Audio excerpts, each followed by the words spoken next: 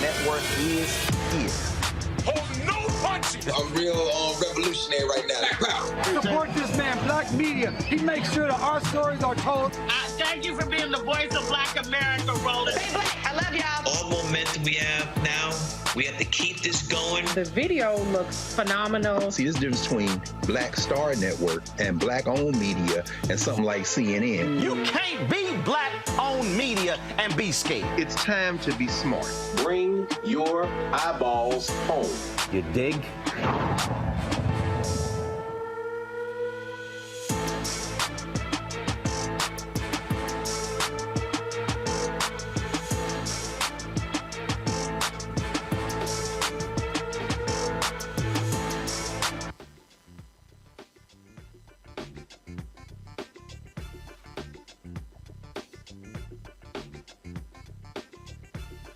Tuesday, May 16, 2023, coming up on Roland Martin Unfiltered, streaming live on the Black Star Network. We have talked about the wall of silence. ProPublica has broken down this story out with the NYPD, and not only does it show how these cops lie, it shows what happens when they will pull a black cop aside and say, yo, what you doing? And then he will go back into a hearing and lie about the truth. It is an unbelievable story. Wait until we talk to it with the reporter who broke this thing down. Also on the show, Fox News continues to be pissed off and upset because President Joe Biden talked about white supremacy in his speech to Howard University. We're going to show you when a Fox News anchor literally called Howard University graduates dumb because of his speech. And then I got a few words to say to her, to Greg Gutfeld, and I even have to correct the Breakfast Club for their reporting on President Joe Biden's speech. Nikki Fried leads the Democratic Party in Florida. She's going to be joining us right here in the studio talking about the continued assault on diversity, equity, inclusion by the dictator Ron DeSantis there in the state of Florida. So we got that and a lot more to unpack on today's show, folks. Plus, our marketplace segment, we'll be talking to the co-founder of a snack company that's gluten-free. So lots of stuff to cover. It's time to bring the funk on Roland Martin Unfiltered on the Black Star Network. Let's go. He's got it. Whatever the miss, he's on it. Whatever it is, he's got the scoop, the fact, the find. And when it breaks, he's right on time and it's rolling. Best believe he's knowing. Putting it down from sports to news to politics. With entertainment just for kicks, he's rolling. It's on go, roll, y'all. It's Roland Martin, rolling with Roland now. He's funk, he's fresh, he's real, the best, you know he's Roland Martin now.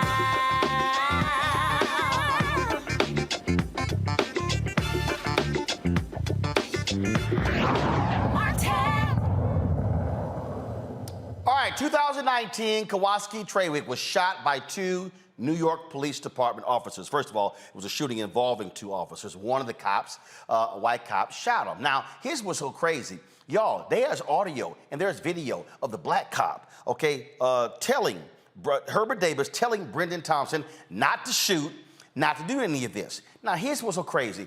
They're interviewing this dude after the fact, and he's like, yo, he was wrong. He was wrong. He was wrong. He said it all out. Then they go into a hearing, an internal hearing, and he gets on the stand and says, he was wrong. Should have shot. Shouldn't have shot. They pull the brother into the bathroom. He comes out. Yeah, I didn't tell the truth. My recollection is totally different. It is an unbelievable story of how the NYPD, how cops will lie, will cover up to protect one of their own. So today, I was on social media and I saw this long Twitter feed that came from the editor-at-large of ProPublica, Eric Umansky. And I see that we gotta get him on the show. And so he joins us right now. Eric, glad to have you here. So folks, let's just do this here. So we're gonna play some video first so y'all can understand exactly what's going on, what happened. So let's play the first piece of video. And again, what you're gonna hear and see, you're gonna actually see the cop telling this dude what not to do, yet he was still ignored.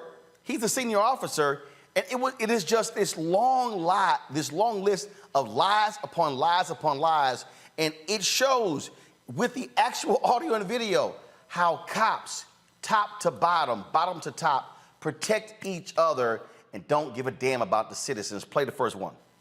Okay, at what point did you take your taser out?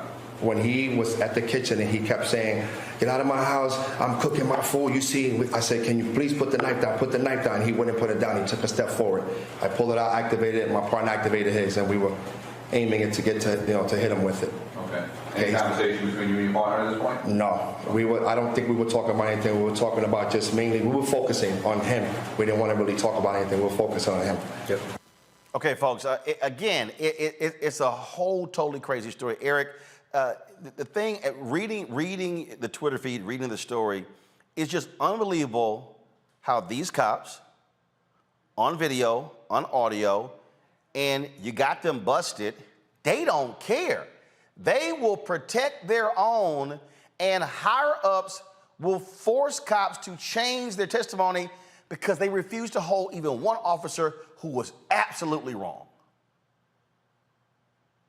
Yeah, so it's a really, really troubling case. I first reported on it a few years ago. What had happened was this young man, Kawaski Trawick, who lived in the Bronx, had called 911 himself because he had locked himself out of his apartment. And he lived in a supportive housing facility, and the super in the building basically decided to teach tenants a lesson and wouldn't let them back into their apartments if they locked themselves out.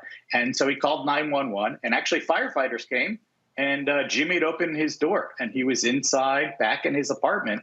And then the cops came after he was back in his apartment, alone in his apartment.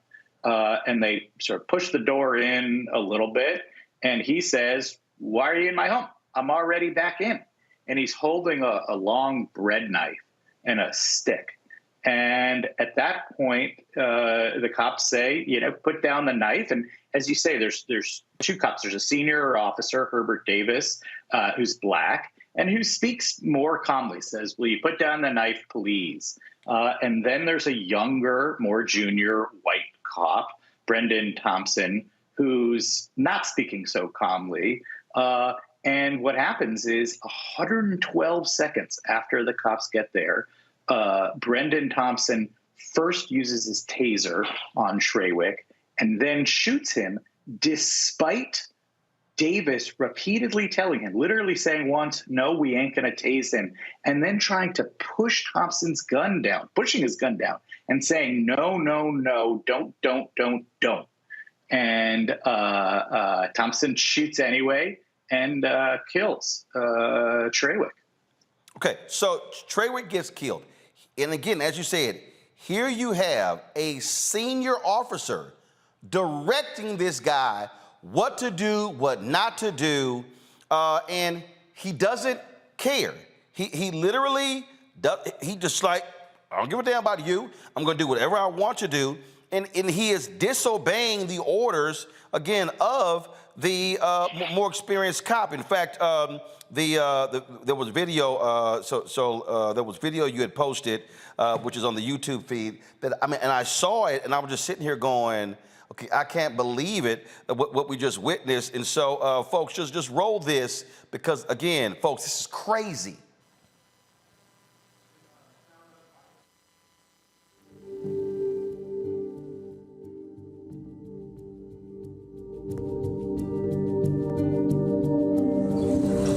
Man, let me tell you, it is beautiful, beautiful, beautiful outside.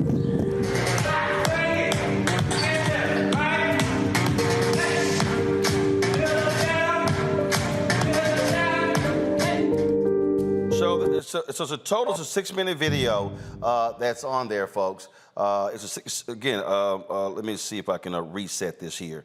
I want to reset it because, again, I'm watching this and I'm sitting here going, "Are you serious? Did this actually happen?" And when we talk about these things all the time, on this show, we often are showing these videos. We often are playing these videos. Let's see. Do we have it here? Let's see. Hopefully, I can now get it because it is just unbelievable to watch what unfolds here. And when you start reporting on it, okay, let's play it there. When you started reporting on this, when you start seeing the truth and seeing what came out, were you even going, "They really thought we were never going to find out"? I got to tell you, I was amazed when, you got to keep in mind that, I know the video is playing in the background, the NYPD fought against this footage coming out for a year and a half. They refused to make it public. They even refused to share it with civilian oversight investigators who couldn't even start their investigation because the NYPD refused to share any records. And then what happened is some public interest lawyers sued and won in court and got the footage disclosed. And, it showed really, really troubling stuff. But even that, it's frankly kind of hard to follow. And I actually think it's kind of quite likely a bunch of this doesn't come out. And keep in mind, and I know we're going to get to it, but it's so amazing to me that you want to stop and yeah. So here's what I'm about to do. So I'm about to play this right now, and I want people to actually see and hear what happened. Hit play. The building's on fire.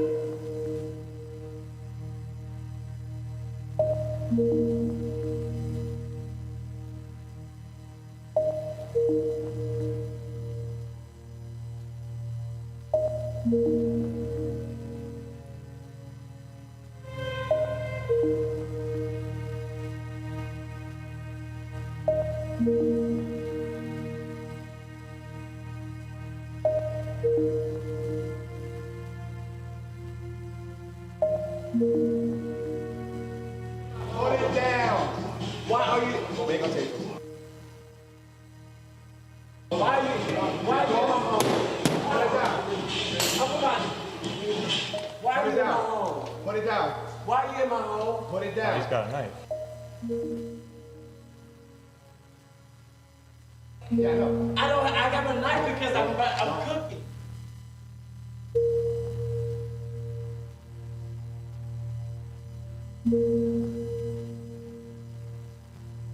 Put the knife down.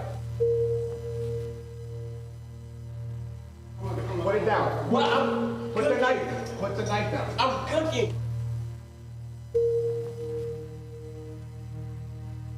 Put the knife down. I just called the fire department because I got locked out of my home. Put the knife down.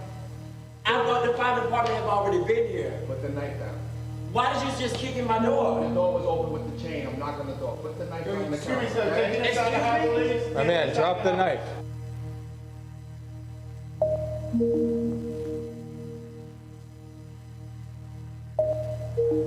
Why is my door? Drop the knife. Yeah, he's yeah. Drop the knife. Yeah, just hold it. Drop the knife. The money, yeah. Drop the knife. Put the knife down. Put the knife down, please. Hold it. Sir? The center, the center.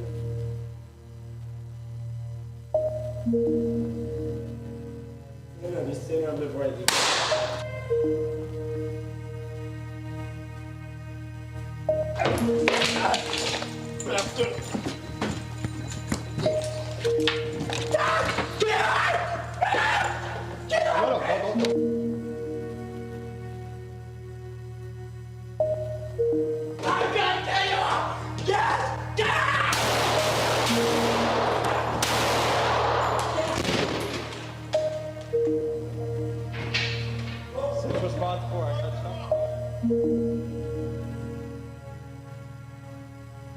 So here we have a 16-year police officer, black guy, 3-year police officer, white guy, Black guy is being very calm, trying to de-escalate, if you will.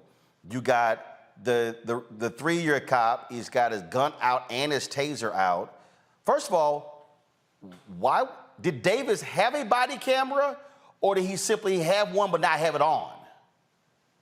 He had forgotten it on his lunch break. That's actually the truth, you know. But like in his defense, I mean, that can happen. Well, look, here's the deal. That shouldn't happen because I don't think a cop will forget their badge and gun.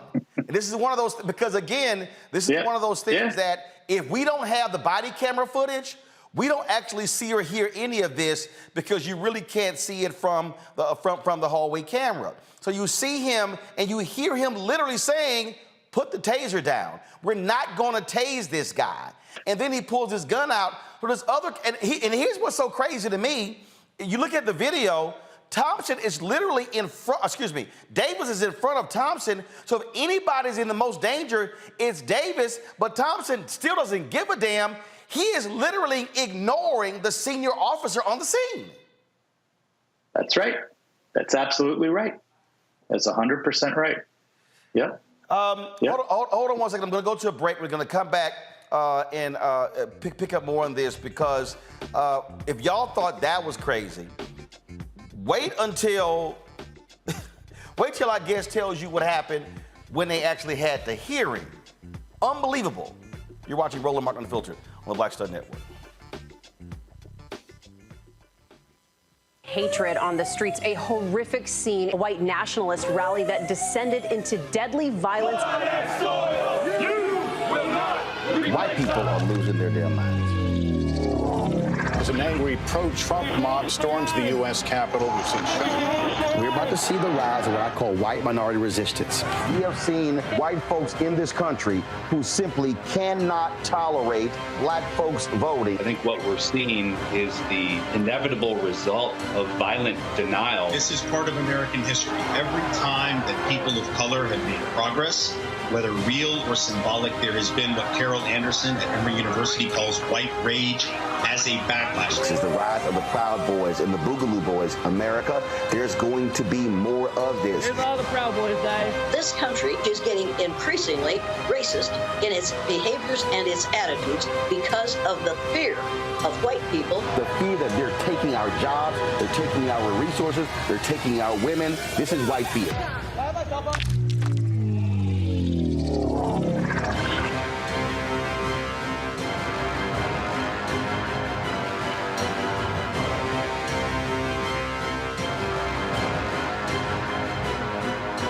Black Star Network is here. Oh, no punch! I'm real revolutionary right now. Thank you for being the voice of Black America. All momentum we have now, we have to keep this going. The video looks phenomenal. See, this difference between Black Star Network and black-owned media and something like CNN. You can't be black-owned media and be scared. It's time to be smart. Bring your eyeballs home. You dig? Black TV does matter, dang it. Hey, what's up, y'all? It's your boy, Jacob Lattimore, and you're now watching Roland Martin right now.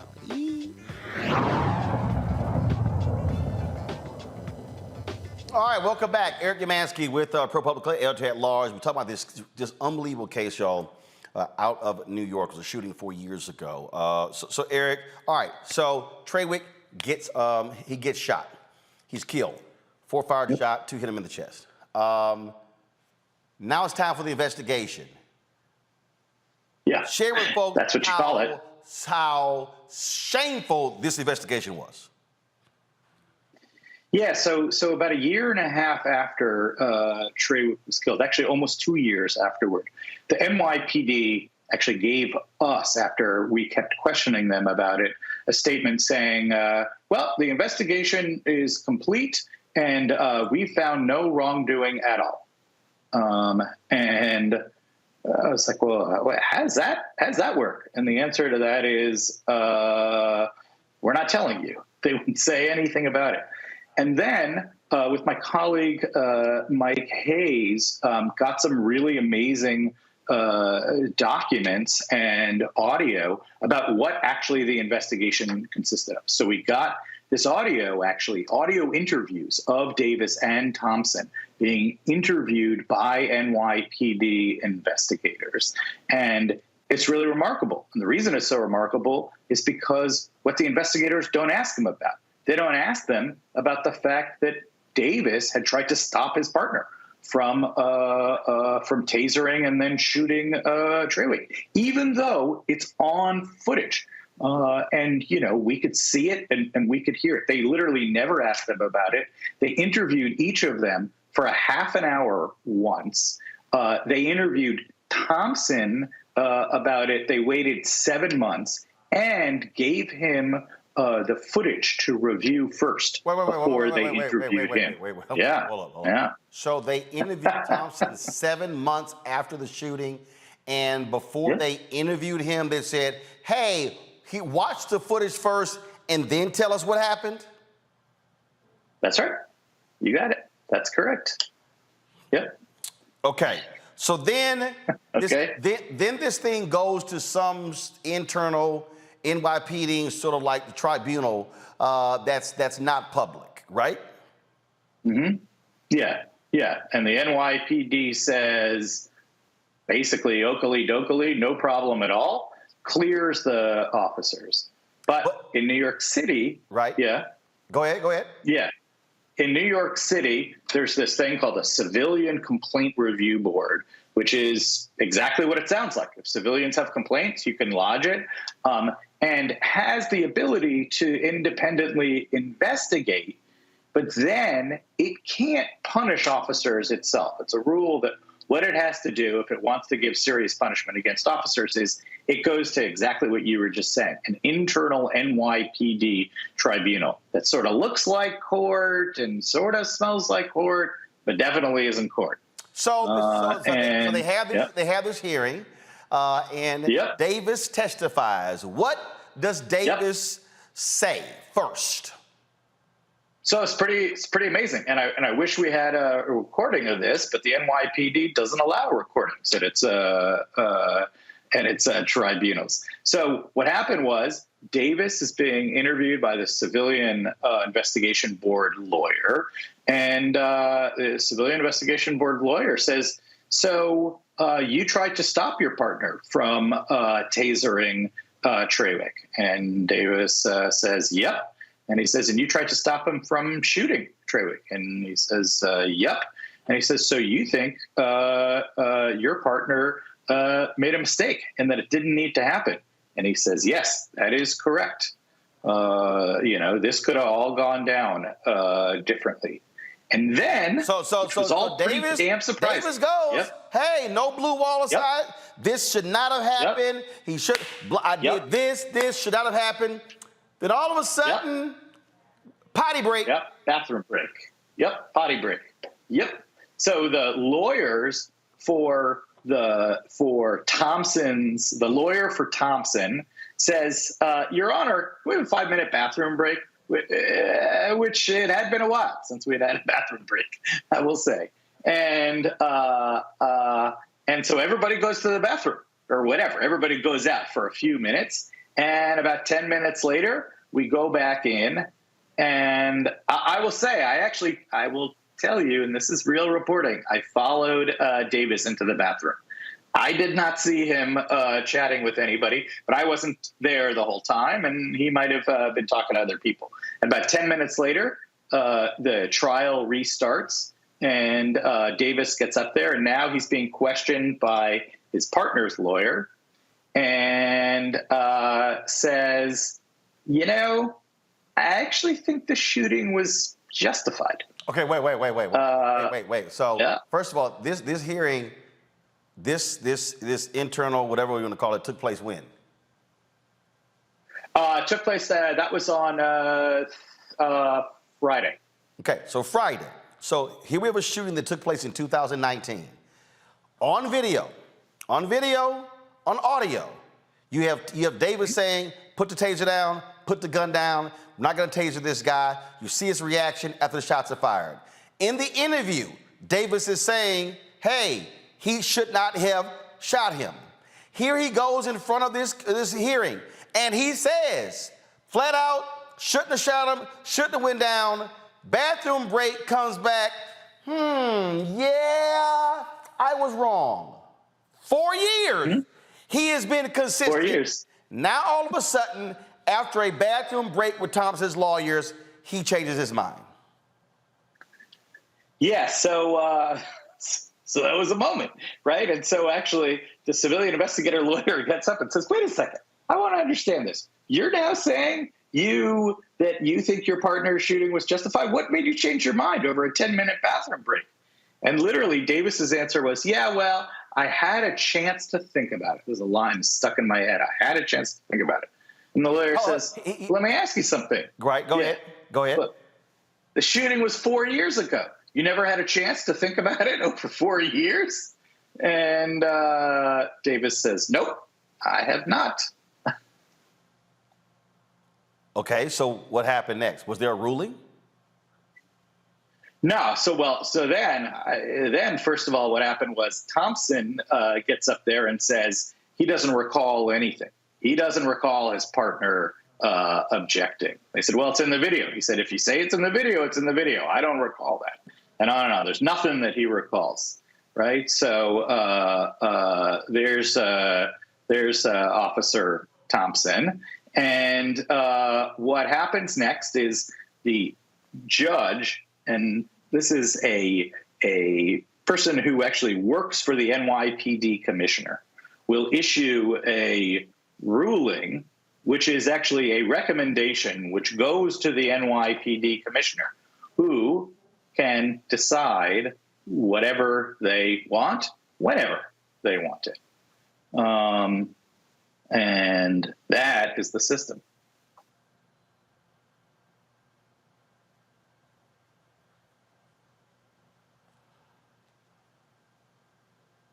You mean to tell me 4 years after a shooting, 4 years after we have hallway camera, body camera, audio interview, NYPD clears them, civilian board, or whatever you want to call it, has this hearing, which is basically completely governed by the NYPD, so it ain't civilian.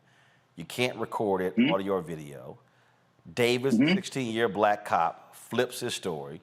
Oh, now I have to think about it. And these guys are still being paid. They've been on the force. Have both of them been on desk duty, or have they still been on the street? No, they are both still on the street, including Officer Thompson, who, by the way, has had complaints against him for undue use of force since shooting Trawick. Have we heard anything from Mayor Eric Adams? Anything from the commissioner? Have we heard anything? All of these people who keep talking about, you know, what's right and just. Has anybody said, hey, this is bullshit?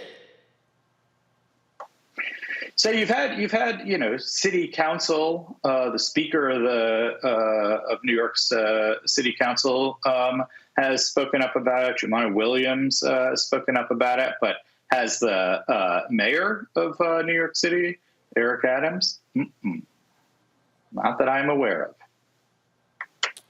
Wow.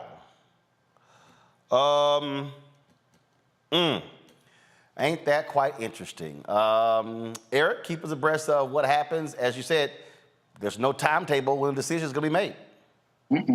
That's right. Yeah. Wow. Yeah. All righty. Yeah.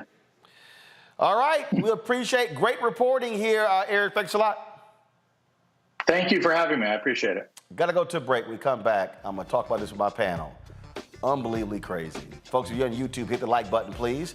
See y'all commenting. Hit the like button, please. Say a thing if you're watching the OTT app. Don't forget, download the Black Star Network app, Apple phone, Android phone, Apple TV, Android TV, Roku, Amazon Fire TV, Xbox One, Samsung Smart TV. Support our Bring the Funk fan club. Your dollars make it possible for us to do this show every single day. Check your money order. Go to P.O. Box 57196, Washington, D.C. 20037, that's 0196. Cash App, $ RM Unfiltered. PayPal, R Martin Unfiltered. Venmo is is RM Unfiltered. Zale, Roland at RolandSMartin.com. Roland at RolandMartinUnfiltered.com.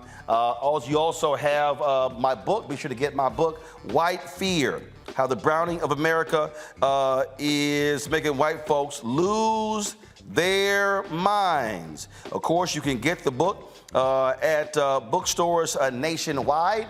Of course, Ben Bella Books, Amazon, Barnes & Noble, IndieBound, Bookshop, Chapters, Books A Million, Target. You can also, of course, download your copy on Audible. The panel is standing by. I see you, Mustafa. I see you, Toron. Stand up, Randy. I see you. Come on, give me a shot of them, y'all.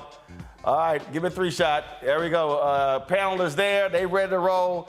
I know they got lots to say about what the hell we just heard. You're watching Roland Martin Unfiltered on the Black Star Network. That was a pivotal time. And I remember Kevin Hart telling me that. He's like, man, what you doing, man? You got to stay on stage. And I was like, yeah, well, you know, I'm young, thinking, like, I'm good. And he was absolutely right. What show was the other time? This was one-on-one. Got it. During that time. So you're doing one-on-one, going great. Yeah. You making money. You like. I'm like, I don't need to leave. I don't need to leave from Wednesday, Thursday to Sunday. I didn't want to do that. It was just like I'm gonna stay here. Or I didn't want to finish work Friday, fly out, go do a gig Saturday, Sunday.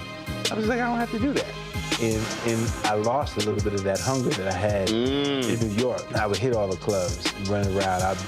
Sometimes me and Chappelle or me and this one or that one, we go to the Comedy Cellar at 1 in the morning. And that was our life. And we loved it. You do 2 shows in Manhattan, go to Brooklyn, leave Brooklyn, go to Queens, go to Jersey. And I got complacent. I was like, I got this money, I'm good. I don't need to go chase that, because that money wasn't at the same level that I was making, but what I was missing was that training. Yes. Was that. And it wasn't the money. It was the money. It was that's what I needed.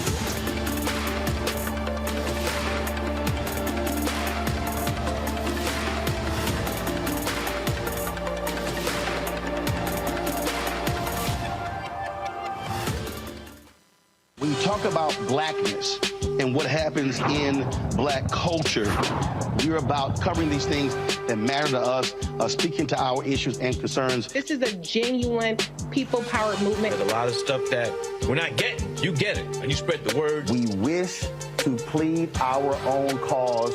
Too long have others spoken for us. We cannot tell our own story if we can't pay for it. This is about covering us. Invest in black-owned media. Your dollars matter. We don't have to keep asking them to cover our stuff. So please support us in what we do, folks. We want to hit 2,000 people, $50 this month, raise $100,000. We're behind 100,000, so we want to hit that. Y'all money makes this possible. Check some money orders. Go to P.O. Box 57196, Washington, D.C. 20037-0196. The Cash App is $RM Unfiltered. PayPal is R Martin Unfiltered. Venmo is RM Unfiltered. Zelle is Roland at RolandSMartin.com. Hi, I'm Anthony Brown from Anthony Brown and Group Therapy. Hi, I'm BB Winans. Hey, I'm Donnie Simpson. What's up? I'm Lance Gross, and you're watching Roland Martin Unfiltered.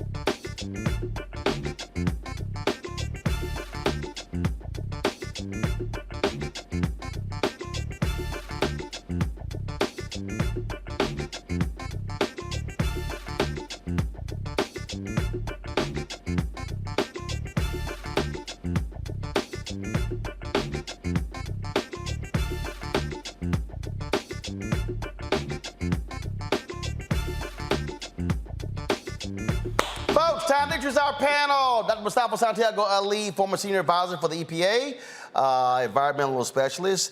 We have, of course, Randy Bryant, the disruptor, the DEI disruptor. She and Mustafa from D.C., Torun Walker, founder of Context Media out of Atlanta. Mustafa, what we just heard was absolutely insane, and it goes to show you what happens when these cops, they would do whatever to protect themselves. And here's the deal: black cop covered for a white cop at blue wall is what's most important. It's about blue. It ain't black, it ain't white. Yeah, and it's just another example of why folks have such a difficult time in being able to trust police officers. You know, we expect that there are always going to be a percentage of cops who are going to be bad cops. You know, they're going to be the ones causing the police brutality. You know, unfortunately, the ones who are also taking our lives. But we also have expectations that, you know, that the cops are going to stand up. The people who want to be labeled as good cops, the ones who want to be trusted. And it gets even worse because this is actually built into the system. Lying is built into the law enforcement or policing system, if you really understand what's going on.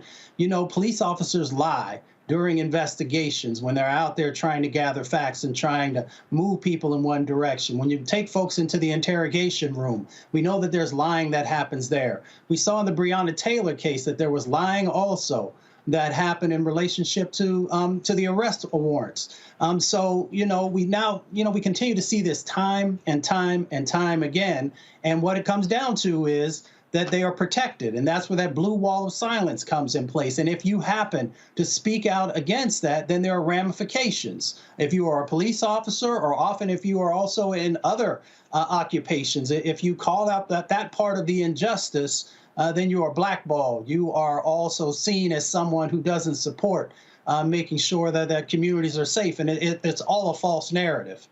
These people do not care, Randy. They don't care. And then you have a system that literally is rigged for the cops to get away with it. The internal investigation, then the so-called civilian investigation that the NYPD runs. How the hell do you have an investigation and then a second investigation, and they run both? Right. The police are policing themselves. The police are policing themselves. So, of course, there's going to be no accountability or change. We have to get outsiders involved in this. You know, it was interesting to me when I watched that tape and the seasoned officer was directing the young white officer not to tase and not to shoot, and how that officer disregarded the black officer. And I really would suggest that it was because he was black, that he really did not have a value for black people altogether. He almost seemed anxious to injure this black man in some way when he had his taser and his gun out at the same time. He wanted to injure this man.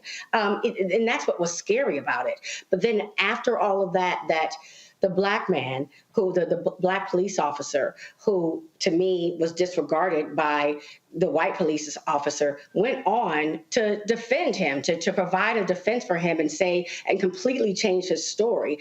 It's just sad. I mean, it just shows how thick that wall is and how quickly you can change someone. I was reading an article recently that said that most officers acknowledge that there is this blue wall, but 52% think it's not a problem. They don't even see it as an issue that they lie and cover up all of their misconduct. And here's the thing, Torun, where are all the Blue Lives Matter people? Where all the people talk about what's right and what's fair and what's just? It's amazing how they're all quiet and they are defenders of the system that allows cops to lie with impunity. Well, you know, the whole idea of Blue Lives Matter kind of died on January 6th, where you had people storming the Capitol and beating police officers and killing one of them, and they tried to make excuses for that. That whole idea about a blue wall and the idea of Blue Lives Matter only is convenient when it's not going against their white supremacy, bottom line. And to the other sister's point who just spoke, it's fascinating that in any other sort of hierarchy, whether it's the military or even in corporate America or anything where you have an experienced leader or an experienced veteran and a rookie, so to speak, the deferment is always going to go to the more experienced person, and it did not happen in this case. If you have a partner and you're a law enforcement officer, you listen to what your partner who has more experience says. And if you completely disregard what he says, what does that say about your ability to follow commands and follow orders? And what does that say about your ability to listen to a black man with more experience? And it's sad that this particular officer who has more experience and is black completely caved on this man's human rights and his civil rights when he was put on the spot about what really happened, and he defended his partner when his partner had no respect for him. It's horrible. It's a deeper code than what the mafia has and what gangs have, where you have a code of silence that says you back up your person right or wrong at the expense of somebody else's life, and that's evil. That's exactly what that is. So we'll see what this ruling is. All right, y'all, got to go to break. We come back. Fox News, boy, they are mad as hell at President Biden for discussing white supremacy in his speech to Howard University.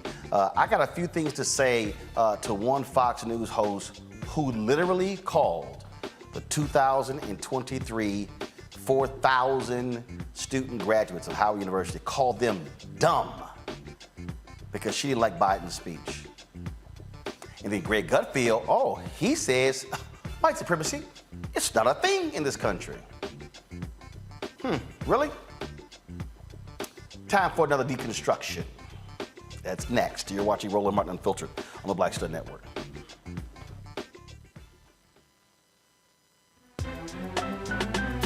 I'm Faraji Muhammad, live from LA. And this is The Culture. The Culture is a two-way conversation. You and me, we talk about the stories, politics, the good, the bad, and the downright ugly. So join our community every day at 3 p.m. Eastern and let your voice be heard. Hey, we're all in this together. So let's talk about it and see what kind of trouble we can get into. It's The Culture, weekdays at 3, only on the Black Star Network. Next, right here on The Frequency, the woman they call the Gifted Eye, hip-hop celebrity photographer, Coy Soldier. She's the master storyteller that captured the history of hip-hop through the lens of her camera. Tupac comes out, the next thing you know, you didn't know who they were at first. You just seen all these dudes just come rushing the stage. Then you realize Biggie gets a bottle of champagne, he pops it open, sprays it on the crowd, he drinks the bottle. Coy Soldier, the hip-hop celebrity photographer, joining me right here on the next episode of The Frequency on the Black Star Network.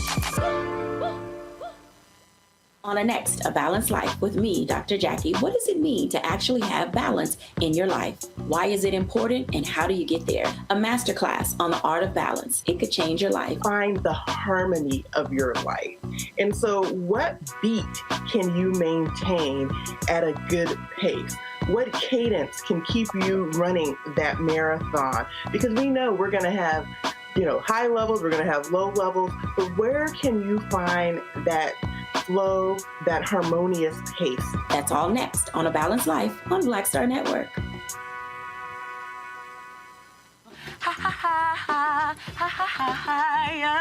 Hey, I'm Antonique Smith. What up, Lana Well, and you are watching Roland Martin Unfiltered.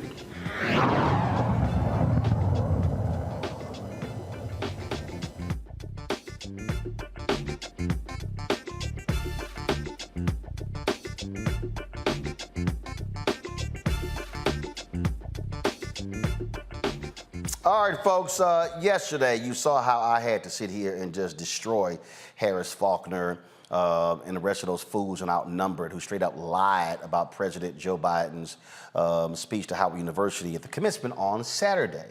And it seems that after his speech, it really has pissed off the entire Fox ecosystem, which means that they sent out the talking points, attack Biden on him attacking white supremacy. That's typically what happens when you see all the Fox shows repeating the same talking points. So Fox and Friends the day after, you have Rachel Campos Duffy, Peter Hegseth, and Will Cain. They were talking about his speech and listen to the sheer hatred and stupidity that comes out of these fools' mouths. Monday, back to the work week. Commencement address yesterday at Howard University. Everybody stretch. Yawn, crack your neck, do what you got to do. Do your meditations, your daily affirmations, your prayer. What's happening? Another week is upon us. Come back to me, come on. All right, first of all, guys, you playing Breakfast Club audio. So here's the deal. Let's go to the Fox video, okay?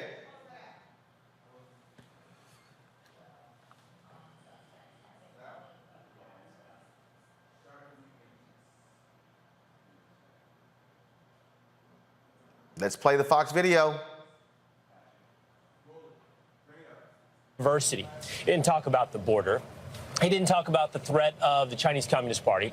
He didn't even talk about the threat of Islamic terrorism. Instead, he said the biggest threat to our country is, in fact, the threat of white supremacy. Wow. That's right. He said. Stop right there. Okay. So Will Cain, who I repeatedly destroyed when I was at CNN, he's deciding, oh, Biden didn't talk about this or this or this. Oh, he's like, oh, the biggest threat is white supremacy. All right.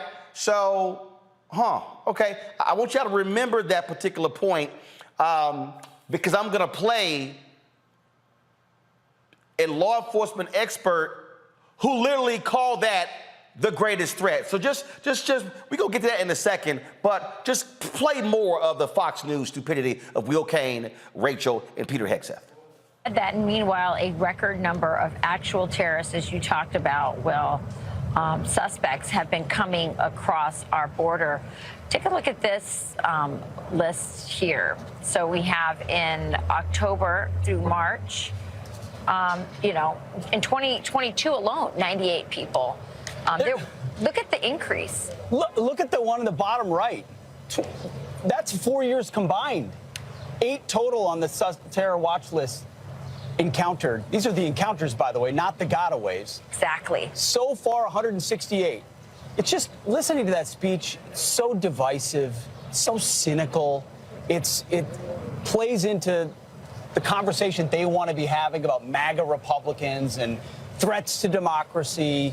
It's not grounded in actual threats, or at least ones that I just look at it and I go, this is where we're at. And it's so demoralizing. Stop. It's not true. Now, I want you to understand, this conversation was actually held on the 1-year anniversary of the shooting in Buffalo where 10 black people were gunned down by a white supremacist, by a racist.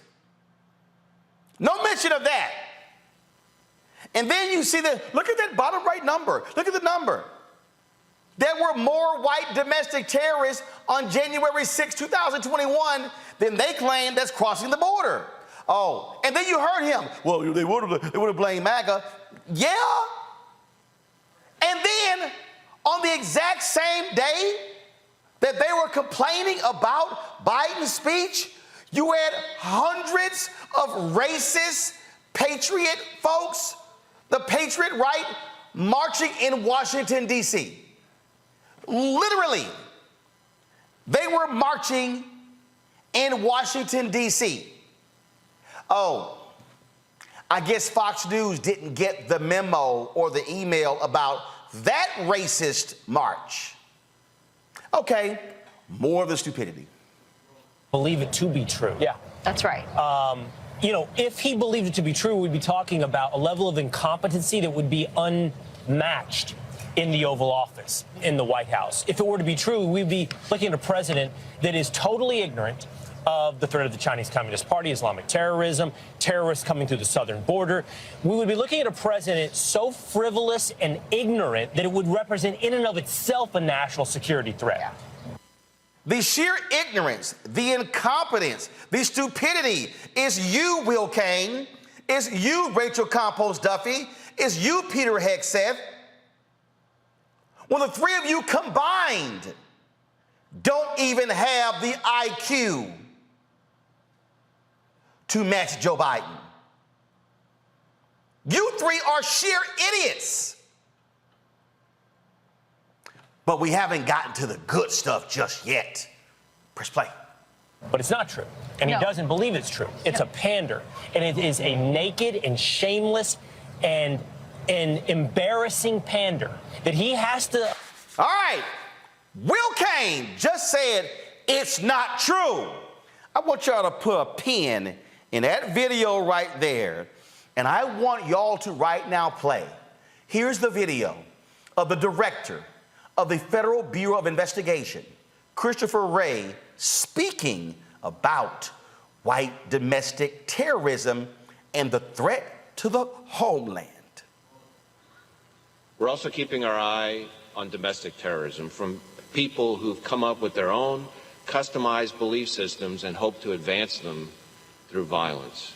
We have, through the third quarter of this fiscal year, had about, give or take, 100 arrests in the international terrorism side, which includes the homegrown violent extremism. This year. But we've also had just about the same number, again, don't quote me to the exact digit, on the domestic terrorism side. And I will say that a majority of the domestic terrorism cases that we've investigated are motivated by some version of what you might call white supremacist violence, but it includes other things as well. A huge chunk of those domestic terrorism investigations involve racially motivated, violent extremist motivated terrorist attacks. And the majority of those, of the racially motivated violent extremist attacks, are fueled by some kind of white supremacy. And I would say that the most lethal activity over the last few years has been committed by those type of attackers. It used to be that some angry, demented guy living in mom's basement, not that there's anything wrong with that, in one part of the country is now able to communicate with the similarly angry guy in grandma's attic in another part of the country, and they get each other spun up now. And how to separate who's being aspirational versus who's being intentional. It won't shock you to learn, and hopefully not other members of the committee, that the amount of angry, hateful, unspeakable, combative, violent even rhetoric on social media exceeds what anybody in their worst imagination is out there. Terrorism moves at the speed of social media, and you have the ability of lone actors disgruntled in one part of the country to spin up similar like-minded individuals in other parts of the country and urge them into action. Here we have the head of the FBI laying out the sheer threat of white domestic terrorism. Go to my iPad. This here's the New York Times. Top law enforcement officials say the biggest domestic terror threat comes from white supremacists. Who says that? The Secretary of the Department of Homeland Security. It's his job to actually know these very threats. Last year, a former head of the Department of Homeland Security's intelligence branch filed a whistleblower complaint in which he accused the department of blocking a report about the threat of violent extremism and described white supremacists as having been exceptionally lethal in the abhorrent target attacks in recent years. Who was the president the previous year? The president the previous year was Donald Trump. The same Donald Trump who welcomed those white supremacists on January 6th.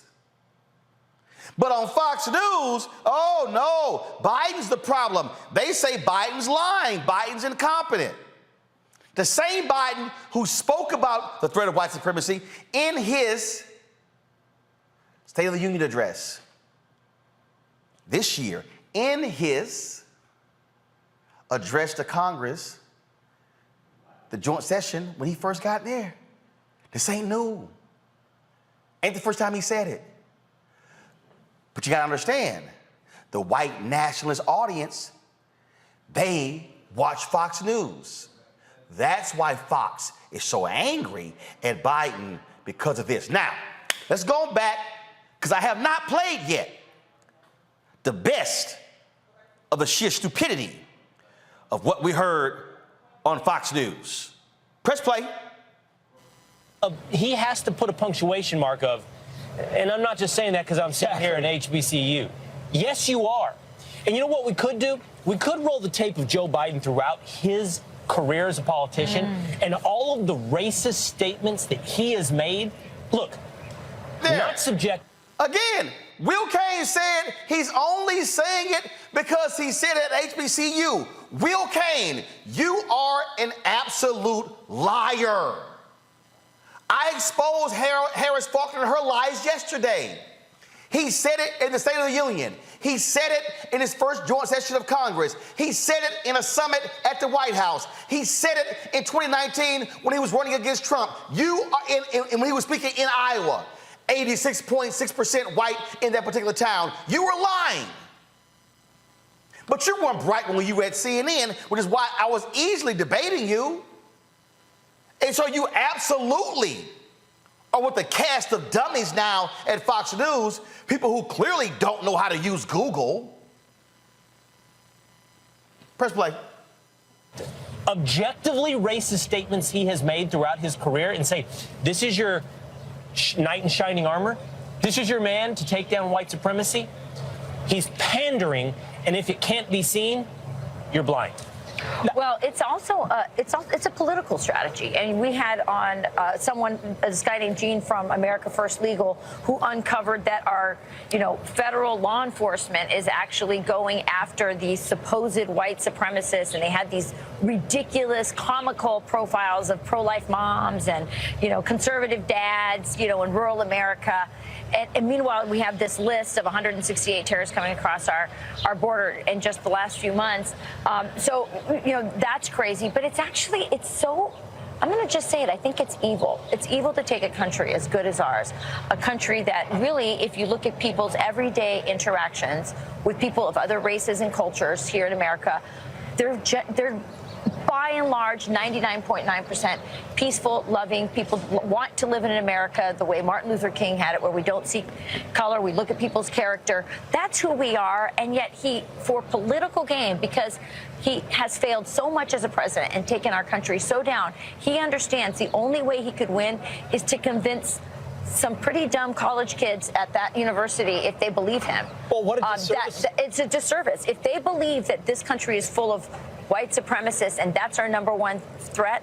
But look, you saw in 2020, Pete, during those riots, a lot of people can be convinced that this is a racist country. That's being taught at that university and at universities across America. So that statement is not surprising to the ears of those kids or to the ears of most college kids across America.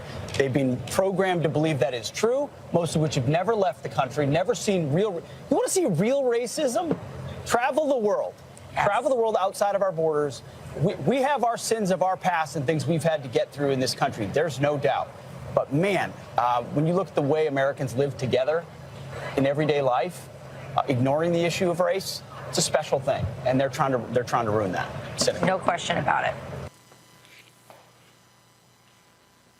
You got 3 ignorant, incompetent white people at Fox News actually trying to tell black people, especially 4,000 black students at Howard University, that she called Howard graduates dumb. Let me explain something to you, dumbass Rachel Campos Duffy. My niece graduated summa cum laude from Howard with a degree in architecture and is getting her master's next year. I was there. You, Rachel, can kiss my ass. Will Kane, you can kiss my ass. And you know better, Will. And Peter Hegseth. And then, Peter, you go, then you question whether these black students have passports, whether they travel the world.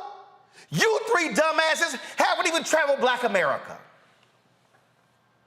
I dare you, Peter Hegseth and Rachel Campos Duffy and Will Kane, I dare you to visit Howard University. They don't know racism when those students were subjected to bomb threats. Today, Jackson State University was closed down because of a bomb threat. Numerous HBCUs across America endured bomb threats, and you 3 assholes have the audacity to say they know nothing about racism?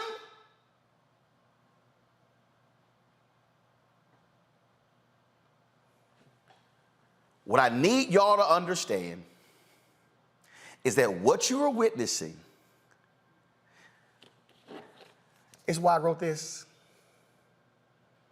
They are angry that Joe Biden is calling out their audience. They're angry that the #1 white nationalist in America, Tucker Carlson, is no longer employed there. White nationalism is literally the business plan of Fox News. And that's why they're upset, because Biden keeps calling it out. For you to dare say that these black students are dumb when Rachel composed Duffy? How did you get your job? Because your ass was on Big Brother. You don't know a damn thing. You have no real experience. And Will Kane, now you and I both know you a lightweight. Now, Will, we debated at CNN numerous times. Yeah, you from Texas. You went to the University of Texas. But Will, you are a lightweight, which is why Bomani destroyed you at ESPN, which is why Stephen A. Smith destroyed you at ESPN. But among the faithful at Fox News, you're a bright, shining light. Because we all know all of them ain't bright bulbs in a dark-ass room. The reason I play all of that for y'all, because I need you to understand the sheer hatred that is going on in this country, and for you to understand what is at play and what their strategy is. And their strategy is they need to gin up their white base for next year's election. If you think I'm lying, remember, I destroyed Harris Faulkner, her outnumbered crew yesterday. They went on at noon yesterday. While we were on the air, Greg Gutfield had his own comments about Fox News. We're going to play those after the break. I'm going to go to my panel. And then we're going to talk with Nikki Fried, who leads the Florida Democratic Party, because you got Ron DeSantis, who is the head cheerleader of the white nationalists, and what he's doing, attacking diversity, equity, inclusion, and doesn't want the race being discussed in Florida. I need y'all to understand, I call this. I've been talking about white fear since 2009, and what you're seeing play out, you're seeing the white nationalist network, fake Fox News, get upset because Biden is there calling it out. You're watching Roland Martin Unfiltered on the Black Star Network. Hatred on the streets, a horrific scene, a white nationalist rally that descended into deadly violence. White people are losing their damn minds. An angry pro-Trump mob storms the U.S. Capitol. We're about to see the rise of what I call white minority resistance. We have seen white folks in this country who simply cannot tolerate black folks voting. I think what we're seeing is the inevitable result of violent denial. This is part of American history. Every time that people of color have made progress, whether real or symbolic, there has been what Carol Anderson at Emory University calls white rage as a backlash. This is the rise of the Proud Boys and the Boogaloo Boys. America, there's going to be more of this. Here's all the Proud Boys, guys. This country is getting increasingly racist in its behaviors and its attitudes because of the fear of white people. The fear that they're taking our jobs, they're taking our resources, they're taking our women. This is white fear.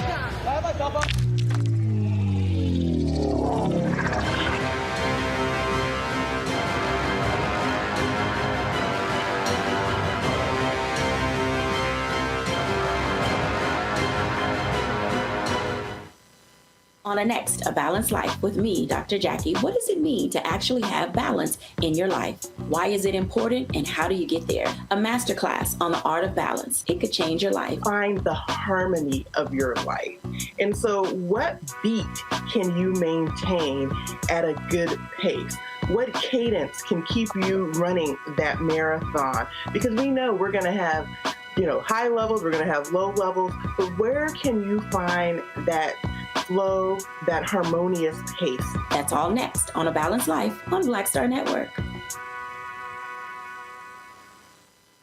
What's up? What's up? I'm Dr. Ricky Dillard, the choir master. Hi, I'm Amber Stevens-West from The Carmichael Show. Hi, my name is LaToya Luckett, and you're watching Roland Martin Unfiltered.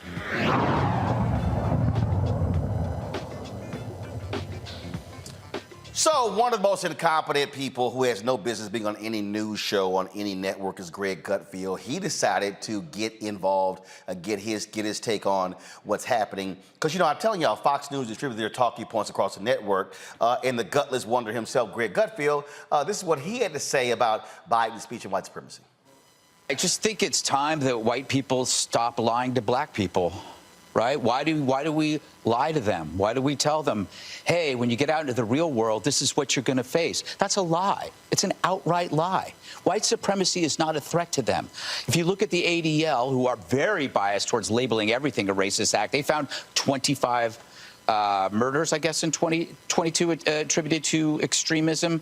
Out of 26,000 homicides, 25 murders, two mass shootings. So it's rare, it's ugly, it's rare, but it sure as hell ain't the #1 threat. That is the most obvious lie you could come up with. So he is lying. You have to ask, why do you lie to black people? Why do you lie to black people? Why do liberals feel that they have to do that? Because they need to keep blacks angry. They need to keep blacks close to them, right? This does not serve black people. If it doesn't serve black people, it doesn't serve white people either, because it creates conflict. The people who need to cleave blacks from whites do so because they realize there is profit in discontent. They're rent-seeking. As long as there's a problem, whether it's racism or whether it's homelessness. $1 billion went to homelessness. We don't know where it went, because you need a persistent crisis in order to keep your job. Consultants and corporations, right? Activists. You got to keep this lie going. And once blacks walk away from this lie, oh, they're going to be happy, but they're going to be pissed. And I'm so going to be there for that.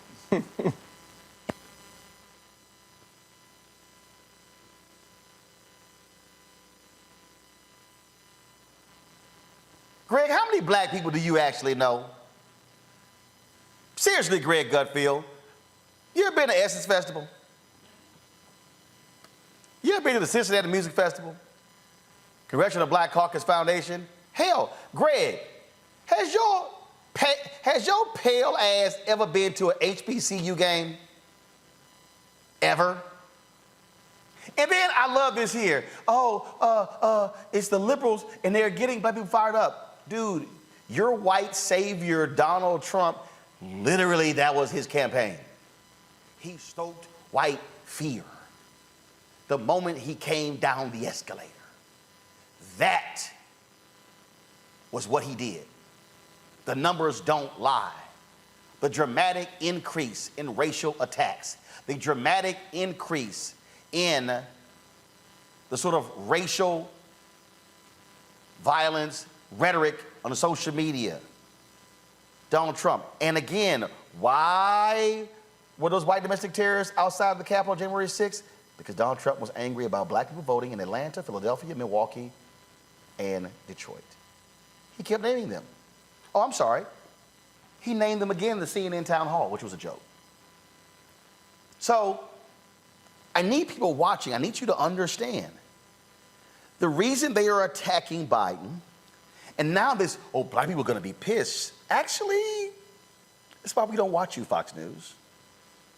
Because your business plan, which Roger Ailes created, was to attack black people.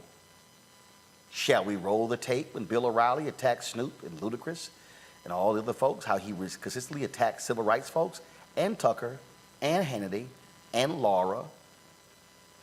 We can continue if you would like. And so I need people to watch and understand. And see, I told y'all how the role that other media outlets play in this here. Like, you take Mediaite. That's amazing. I can see Megyn Kelly can talk about burping, and Mediaite will run a story, but you notice they won't write up anything about this segment when we're fact-checking Fox News. I wonder why. I told y'all of a black host of the network who called me and said that would have been great to have me on the show, but her white producers didn't like my book title. Yeah, seriously. They're afraid of this title, even though I discussed those same media people in the book. Why am I laying this all out? Because I need all of y'all to understand what 2024 is all about.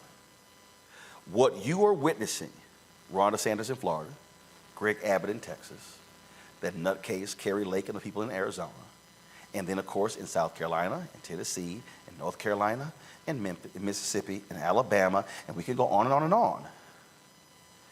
They know the only way they can win in 2024, how they can win the White House, how they can win the Senate, how they can keep control of the House, how they can win governor's mansions and state legislatures, they need to stoke white fear. Y'all, CRT, DEI, that is all about white fear. Moms for Liberty, who had the audacity to use a Maya Angelou quote on Mother's Day when they are literally trying to get rid of books written by Maya Angelou. I keep telling y'all we're connecting the dots here. And Mustafa, Randy, and Torun, black people had better not be asleep and get caught up in silliness and not realize what is at stake. These people do not want to see any initiatives that speak to the advancement of black people because they see what is going on. They see there are fewer white births. They see what's the white death rate is higher in about 12 to 15 states than the white birth rate. This whole great replacement theory, we see what they're doing is before our eyes.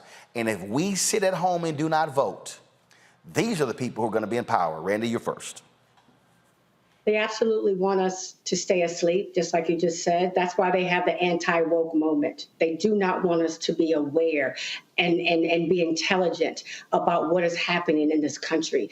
It was interesting to me how they showed the stats of the what's happening at the border, but they did not show the stats of crimes that are committed based in white violence and white supremacy. Nope. And those numbers have I found that very interesting. Those numbers have skyrocketed. And if you do the research, you will find that oftentimes what they do doesn't end up in deaths, but the violence is absolutely there, right? So that's one thing, how they avoided that altogether.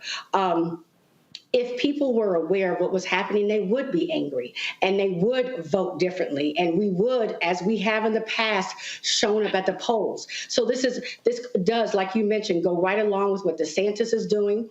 They want us to be quiet. They want us to be not knowledgeable about what's happening in this world. White supremacy is what is unquestionably the biggest threat to this country, and they don't want us to be aware of it. I mean, these are people who won't even, they want to act like Africans being enslaved never really happened, and it wasn't that bad, and it was a really, really long time ago. And they don't want to talk about systemic racism because we all then would be outraged. So they try to silence us any way they possibly can. Torun, I got a kick out of them talking about, oh my God, look at all these terrorists who are crossing the border. Go to my iPad. This is January 6th, folks. 500 guilty pleas, 900 arrests, more than 3,000 people could be charged. That's a hell of a lot more, folks. And guess what? Not many of those people look like me and you, Torun. Well, you know, even deeper than a political message of what's going on, what you're seeing right now is the power of messaging. Yep. Fox News is not playing to the informed voter. Fox News is playing to its base. And they just came off of this serious case with Dominion and Tucker Carlson that happened and everything. So what they're trying to do is ramp up this white supremacist rhetoric, but they're couching it in language where they don't have to necessarily say the N-word, but all you have to do is say, look at all these people who are coming across the border. Look at these black people who don't really have any issues. Somebody's ginning them up to have a conversation to get them outraged. And it's funny you mentioned the situation with Howard, because there is a historic thing that happens with a lot of white supremacists where they think that black people aren't intelligent enough to form their own opinions, that there has to be some invisible white hand directing black people, which is why so much hostility gets formed towards white people who may be allies to black people who are trying to push back against white supremacy. The other thing is this: Trump was what I would like to call, ignorant evil. The people who you mentioned, like Kerry Lake, DeSantis, and other people in other states who are pushing towards moving things right wing, they are intelligent evil, meaning they know enough to be quiet, and they know how to not to make enough waves to make people outraged enough with them enough to push back against them. That makes them more dangerous. And all this stuff is couched in racist language, is couched in racist rhetoric.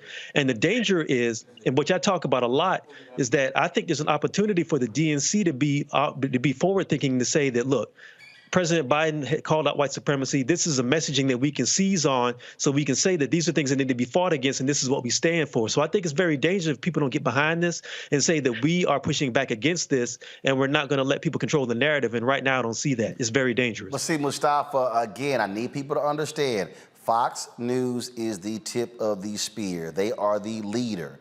And so when Biden gives his speech on Saturday, and again, this ain't the first time Biden has given a speech discussing white supremacy.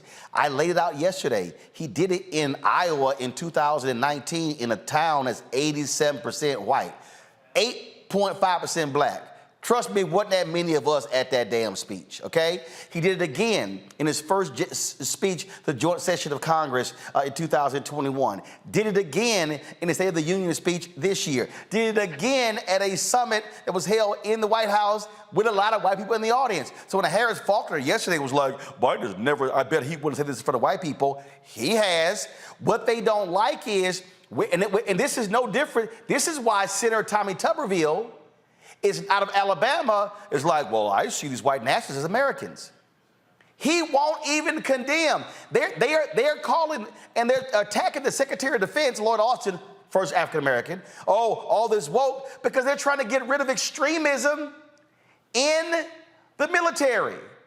And Congressman Alexandria Ocasio-Cortez has talked about white supremacy in law enforcement. Press play. It's found that despite efforts, it doesn't look like things have improved. And I would like to submit both of these documents to the record. Without objection. Police officers have been dismissed across the United States, including Virginia, Texas, Florida, Michigan, Nebraska, and Louisiana for having ties to the Ku Klux Klan. And we also know that more than 30 active or retired police officers joined the January 6th attack on the Capitol, and at least 7 are facing charges connected to that day. Director Langan, I take it you are familiar with this 2006 bulletin, correct? I may have to review that bulletin, ma'am, to recall it exactly. No worries. To your knowledge, what do we know about the radicalization efforts among certain officers already in police departments and the effort to recruit white nationalists joining police departments across the United States?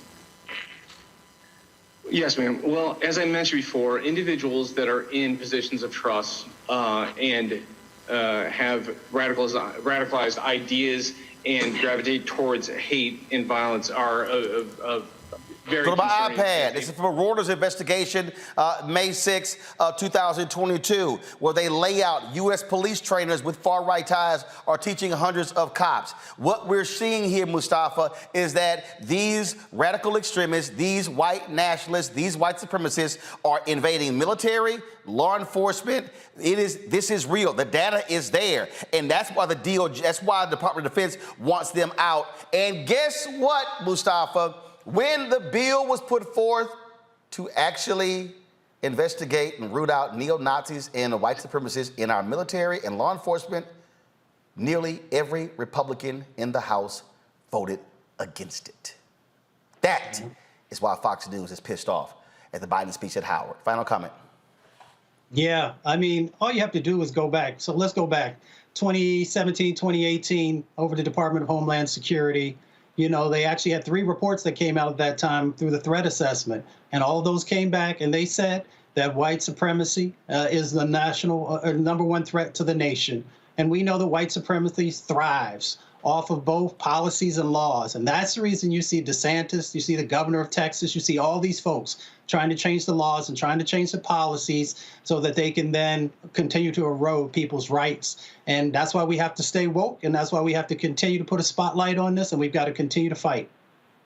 And again, just for everybody, especially for the not bright yahoos over at Fox News, just so we understand here, go to my iPad. This is called a fact check. Every single House Republican voted against investigating neo-Nazis in the military. You will not see that discussed by Fox and Friends, by you, Will Kane, Rachel Campos Duffy, Peter Hegseth, or the really unfunny Greg Gutfeld. Why? Because you will not discuss something when it's actually your audience. You're watching Roland Martin Unfiltered on the Black Star Network. When we come back, we'll talk with the head of the Democratic Party in Florida, Ron DeSantis. He is at ground zero of leading this attack, and what he's doing in Florida, he wants to do for the country. Back in a moment. When you talk about blackness and what happens in black culture, we're about covering these things that matter to us, speaking to our issues and concerns. This is a genuine people-powered movement. There's a lot of stuff that we're not getting. You get it, and you spread the word. We wish to plead our own cause. Too long have others spoken for us. We cannot tell our own story if we can't pay for it. This is about covering us. Invest in black-owned media. Your dollars matter. We don't have to keep asking them to cover our stuff. So please support us in what we do, folks. We want to hit 2,000 people, $50 this month, raise $100,000. We're behind 100,000, so we want to hit that. Y'all money makes this possible. Checks and money orders go to P.O. Box 57196, Washington, D.C. 20037-0196. The Cash App is $RM Unfiltered. PayPal is RMartin Unfiltered. Venmo is RM Unfiltered. Zelle is roland@rolandsmartin.com.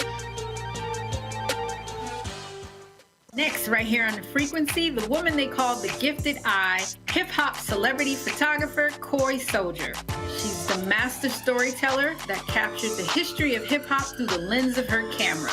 Tupac comes out, the next thing you know, you didn't know who they were at first. You just seen all these dudes just come rushing the stage.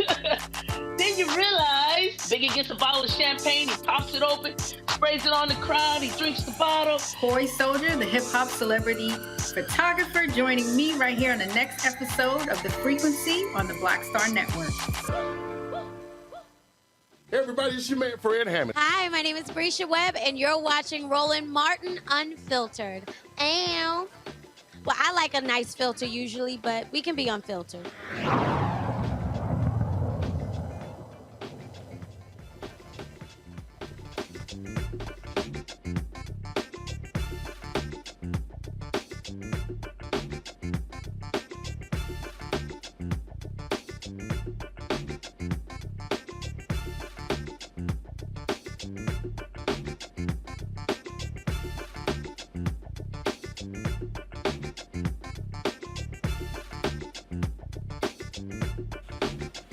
All right, so all the stuff that you saw me just lay out that Fox News cannot stand being talked about, we're seeing happen in real time in Florida.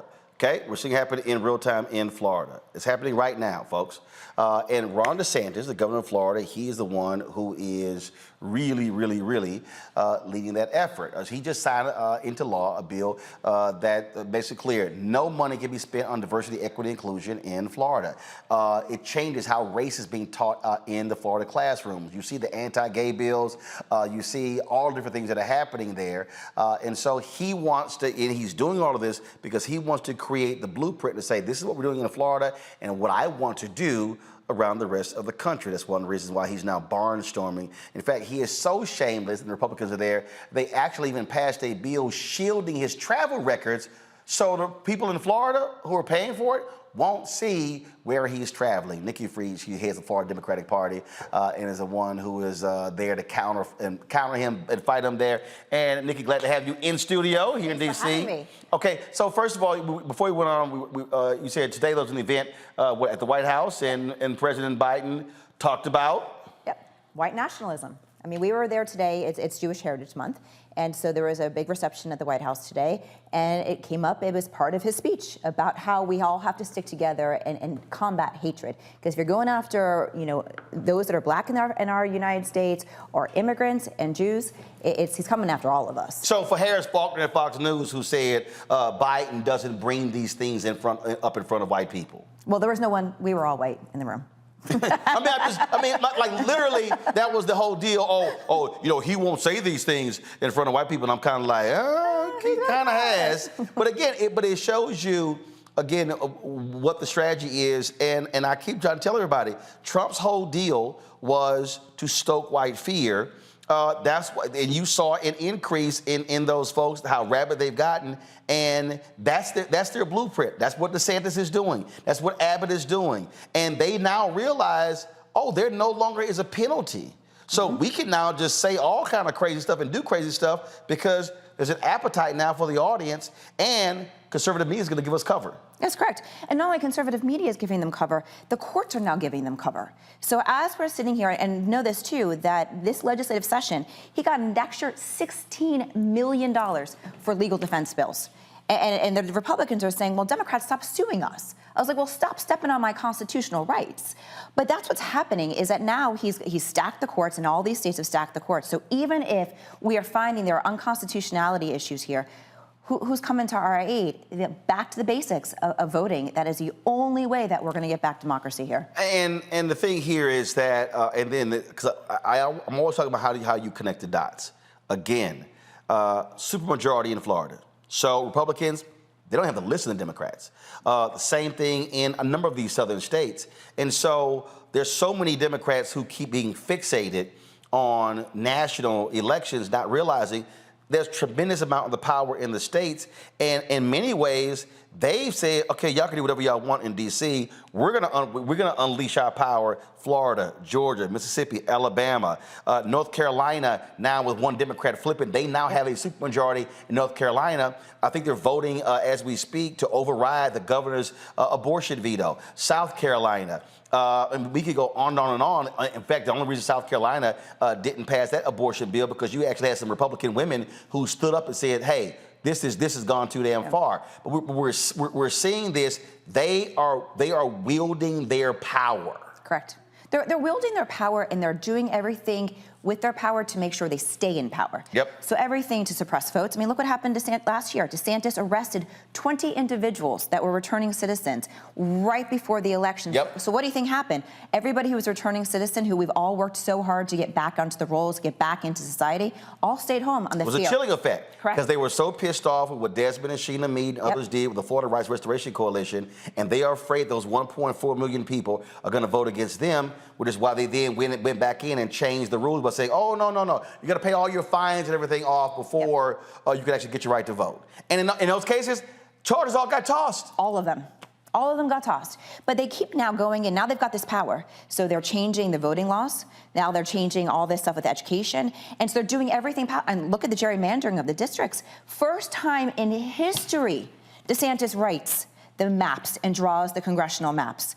And you know when he announced? He literally blew off his own party. No, I'm going to do it. I'm going to do it. And you know when he announced them? He announced and launched it on Martin Luther King Day. Why did he do that? To go after the Voting Rights Act. This has been their plan, trying to dismantle the minority access districts, took Al Lawson out of his seat, and now we're still in the courts. This is what they do. So now that they have power, they want to make sure they do everything in their power to keep it. So I had a meeting yesterday, and we were talking about preparing for 2024. And the thing that I have said to Democrats, to progressives, to all the people who are trying to oppose what we're seeing, I said, folks, you can't be waiting for May of 2024. You can't be waiting for January. I said, there should be right now massive voter education. Explain to people, one, what the opposition is doing, two, what Democrats have accomplished, three, what they plan to accomplish, and laying the stakes out, what will happen. This is what America will look like, or what the state will look like if these folks continue to do more. We saw how they silenced the folks in Tennessee. They silenced the transgender elected official in Montana. They silenced the non-binary woman in Oklahoma. They're using their power to say, you can't even talk. And you know what the crazy part is? They're doing it under the church. They're doing it all under religion. And that so many of the speeches that I've heard, God told me to do this. This is all about God. You know, I believe in a God that, you know, wants equality, justice, you know, making sure that you're respecting one another. But this is their game plan. It is to shut out everybody who is in opposition. That is not what democracy is about, and that's not how this country was built. This country was built on giving everybody an opportunity, and truthfully, that's not how it started. But that's how we are every single day trying to make this a more perfect union. And yes, we've got to be starting now, talking to everybody in our state, in our country, of what is happening on the ground and the impact of these elections. And you're right, local elections, state elections are much more impactful than what's happening in Congress. So how are you trying to reach that disaffected voter, trying to reach that independent white voter, trying to reach that disaffected black voter, because Florida is a perfect example of how those things have disintegrated. What used to be a blue state then became a purple state, now in very much as a red state, and so the people have simply said, I mean, they just totally just checked out. Yeah, I mean, it's going back onto the ground. I mean, that is something that you always have to do. That knocking on doors and being able to have that one-on-one conversation is really what is so essential here. And unfortunately, the Democratic Party in Florida didn't do that for the last couple of election cycles.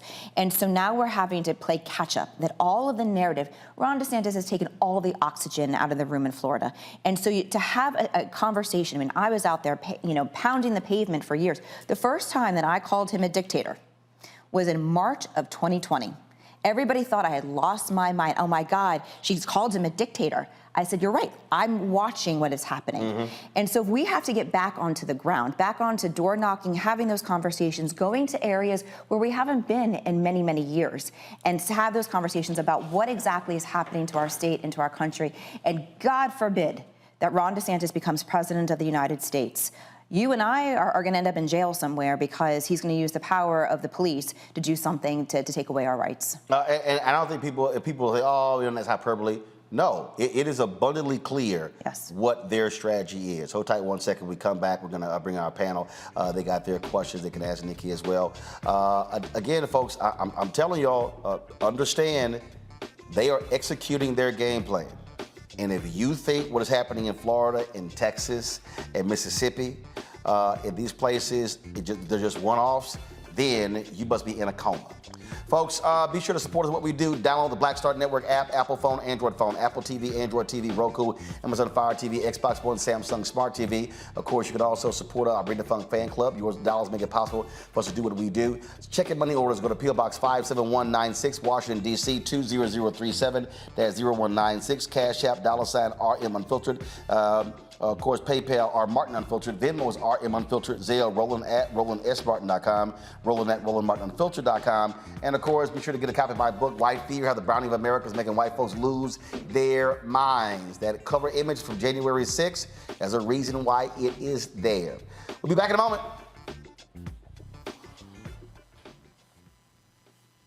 Next on the Black Table with me, Greg Carr. We look at one of the most influential and prominent Black Americans of the 20th century.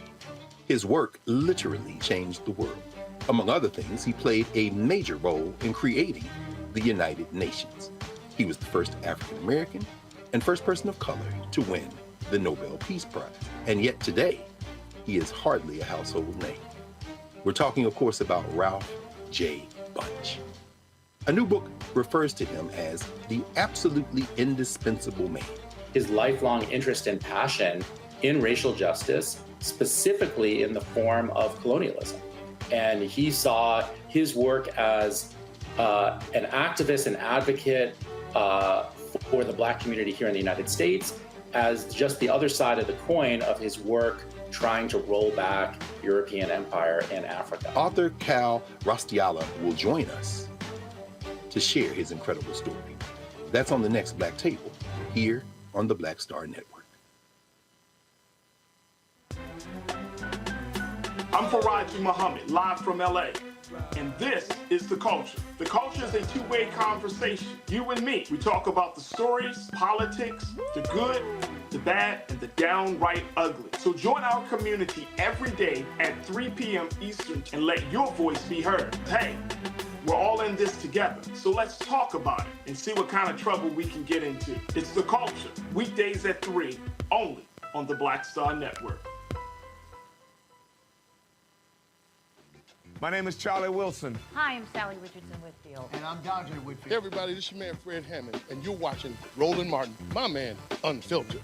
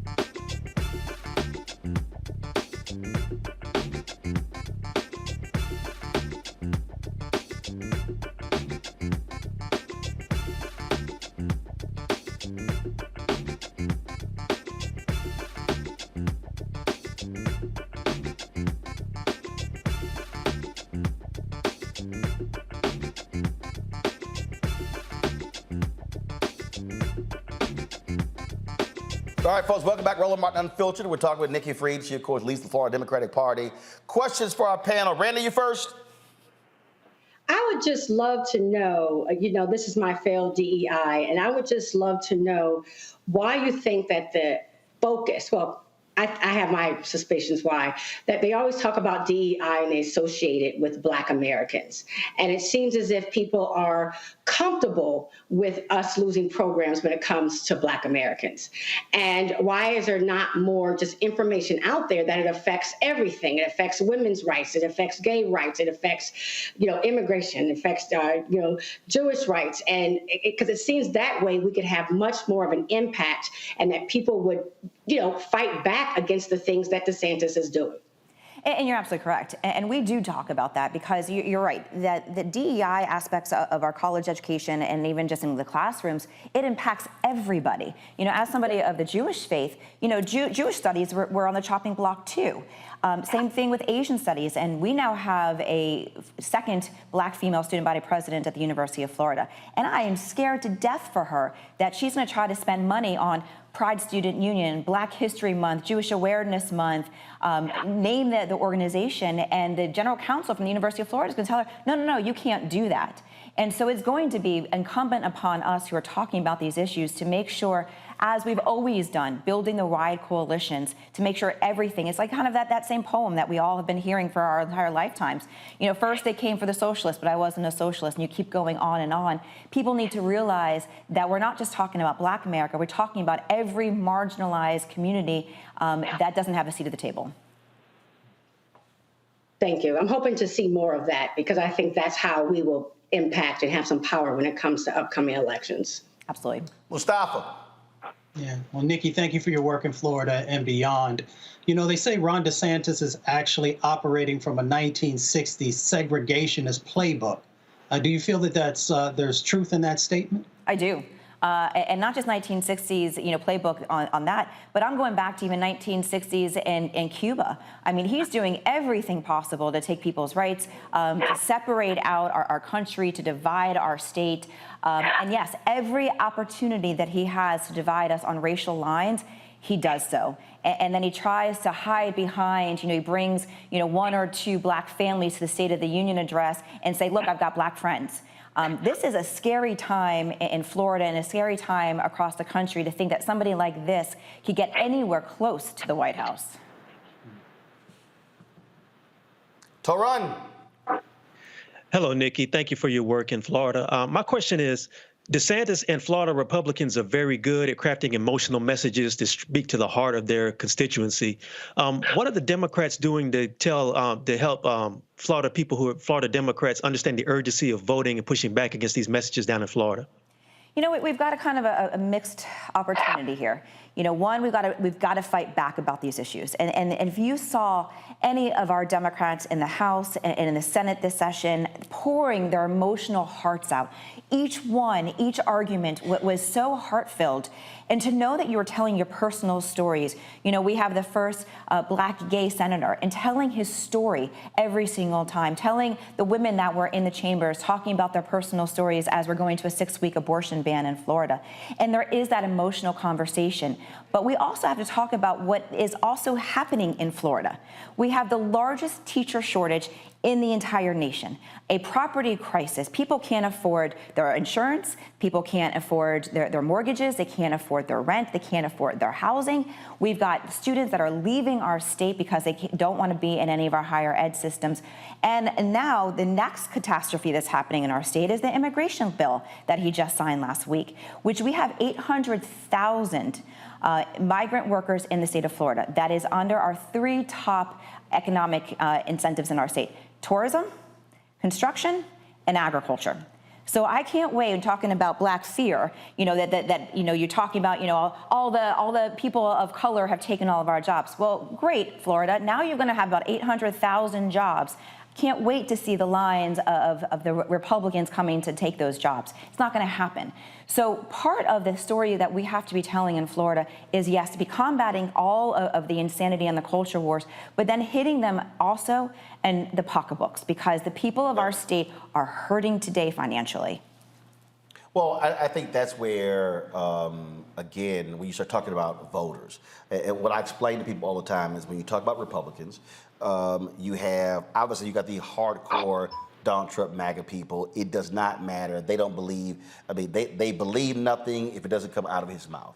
So you're dealing with that. But then you have those Republicans who are national security Republicans that vote for anything with the military. Then you have the law enforcement Republicans. Then you have the tax Republicans. Then you got the evangelicals and the culture warriors.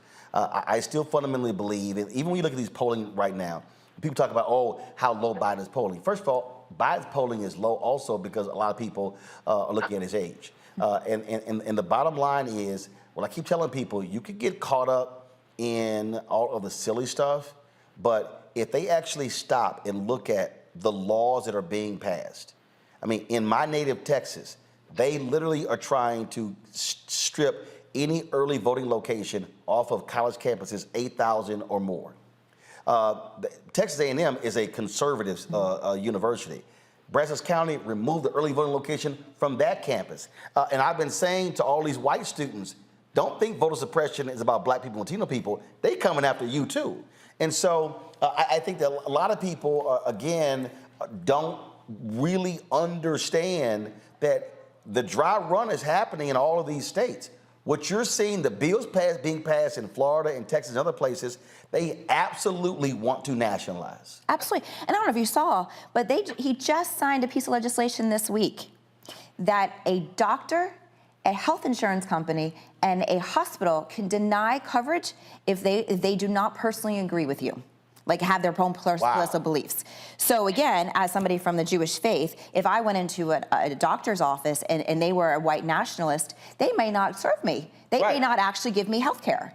This is what's happening. This is real life. People are going to have prevented of getting now access to even health care. And this is their playbook.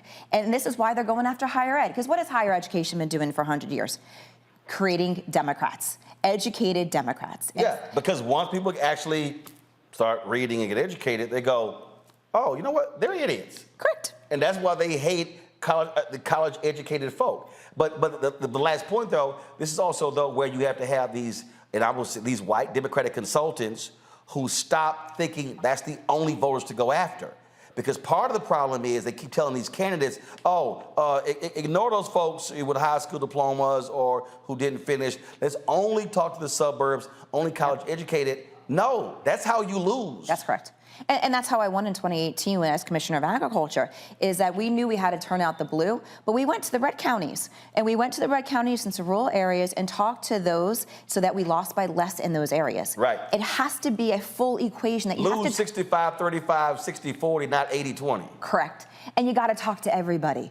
Because you don't know that you can't put people into boxes anymore, because some people are single issues. And right now, the Republican Party, and I confess this, my dad is a diehard Republican. The conversation when I took over as party chair, and oh, by the way, Dad, I got arrested for causing good trouble on abortion, that was an interesting conversation. But the Republican Party that I heard about growing up was about small government, less taxes, free market, home rule. That's not today. Oh, that's all gone. That's all gone. And so there are even those true conservative Republicans who understand this is not my party anymore. And we just, as the Democrats, need to make sure that our umbrella is large enough that we are capturing and those Republicans as well. All right. Nikki, good luck. You got a tall task on your hands down there in Florida. I do, but I feel energized, and I feel that we have the wind under us, that we're going to make some headway. All right, keep causing good trouble. Always. All right, folks, we'll come back. We're going to have our marketplace segment where we're talking to a sister who owns a snack company, gluten-free. We'll tell you all about it next on Roland Martin Unfiltered on the Black Star Network.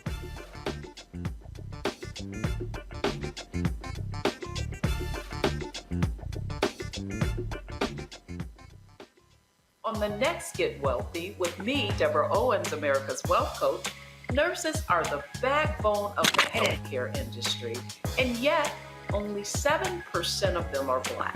What's the reason for that low number? Well, a lack of opportunities and growth in their profession. Joining us on the next Get Wealthy is Needy Bartanillich. She's going to be sharing exactly what nurses need to do and what approach they need to take to take ownership of their success.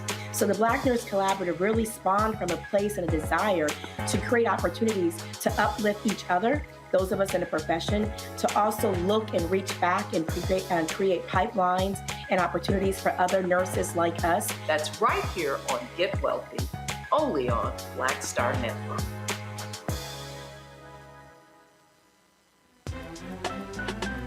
I'm Kawaski Muhammad, live from LA. And this is The Culture. The Culture is a two-way conversation. You and me. We talk about the stories, politics, the good, the bad, and the downright ugly. So join our community every day at 3 p.m. Eastern and let your voice be heard. Hey, we're all in this together. So let's talk about it and see what kind of trouble we can get into. It's The Culture, weekdays at 3, only on the Black Star Network. Hey, I'm Cupid, the maker of the Cupid Shuffle and the Wham Dance. What's going on? This is Tobias Trevelyan. And if you're ready, you are listening to and you are watching Roland Martin Unfiltered.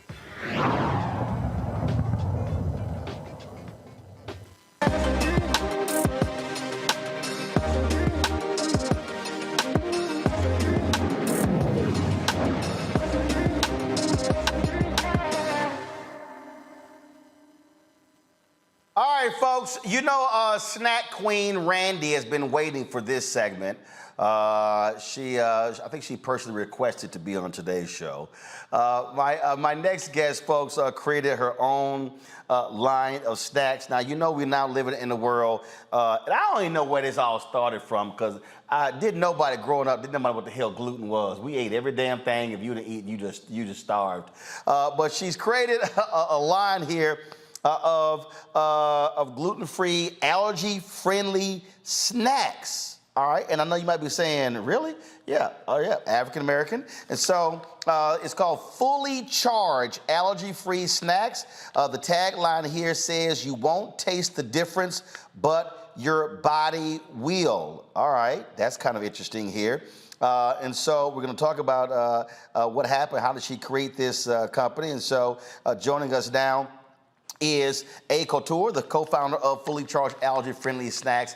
Glad to have you on the show. So what do you call it? We call you A or Couture? My first name is A, my last name is Couture. Huh? My first name is A, and my last name is Couture. So your first name is A? Yes, the first letter of the alphabet. I bet in class, teachers like, what's your first name, A? They were like, no, I want to know what's your first name. You like, yes. It's A. Yes. All right, so what happened? What caused you to launch this line? Thank you so much for having me, Mr. Roland. I launched this line in 2020 with my mother after I had a difficult pregnancy due to food allergies. She's a registered nurse, worked in the emergency room. I was pregnant, and I thought that I was eating healthy by eating soy and tofu and all those other things that they tell moms to eat, and staying away from pork and beef and things that they told us not to eat. And the entire time I was making myself sick because I had a wheat allergy, a dairy allergy, a corn allergy, and a soy allergy. Damn! So, hold up. Damn! I mean, you had to like that. You had the quartet going on. All right. Yeah. So were you allergic to these things pre-pregnancy, or was it developed during pregnancy? I actually used to have reactions and didn't know where they were coming from. I always thought that I grew up with eczema or psoriasis or cradle cap when I was little, but I had no idea that it was related to the foods that I was eating. Oh, so you just thought you had itchy skin? Yes. Like, I ain't know what it is. And so, all right, so you're pregnant, and then you have this reaction, and so you go to the hospital, what? Then you get tested? I go to the hospital and have an emergency C-section, and they still don't know what it is until they give my baby the milk. And when they gave the baby the milk and my daughter started having a reaction, we knew then that it was a food reaction. Wow. Okay. And then all of a sudden you go, all right, I had all these different allergies. There's a whole bunch of stuff I can't eat. But clearly you want to be like Randy. You want to snack when watching that late night movie, right? Yes, I was actually a mom on the go, and I was a single mom. I was going through a divorce, and so I didn't have time to do all of that baking and stuff that they see on YouTube and other channels. And so I told my mom, I was like, "What is something that I can have as a grab and go for me and the baby that I don't actually have to make myself?" And so she started sending me product, and then we were sitting at home during the pandemic. I was on furlough from my job. And so I said, why don't we test this? Why don't we see what other people think of it? And it kind of took off from there. Right. So, okay. So we've got, trust me, Randy's like, why wasn't I in studio on today? Look at it. I see you. So we've got, let's see here, lemon and blueberry mini muffins. We got very berry mini muffins. Triple chocolate brownie bites, and then chocolate chip mini muffins. So these are the 4 that you have, right? Yes, and we have cinnamon churro donut drops. So they should have. That's right. That's right. All right, I see cinnamon churro right here. Okay, so I see these right here. All right, then. So you started the company when, and how have sales been going? So we started the company in 2020. We were a food service private label manufacturing company, and we started to just blow up. We had a corporate client. Microsoft was our first client that took us on, and we started out with 1,500 bags from them. Then we ballooned up to 10,000 bags a month from them. A month? Yes. Damn, there's some snack ass and Microsoft people. So we saw a lot of traction in the corporate cafeteria space and in the corporate sales space. So we really stayed in private label wholesaling on the food service side. We just recently launched to the public. We run about 57,000 bags a month out of our studios in both Seattle and Los Angeles, California, where I'm based. And sales have been taking off. We're in our 3rd year. We're in a profit, so we're grateful to God for that. And so we're looking to just scale and grow from here and really start to create a brand presence under our name and not just in the private label food service sector. Wow. All right, let's go to my panel. And so every time I have some damn snacks or some alcohol, or every time I have this segment on Tuesday, I'm guaranteed to get a damn text message from my daddy.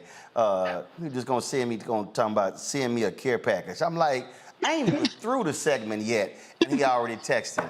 Oh, all right, Randy, go on with your question.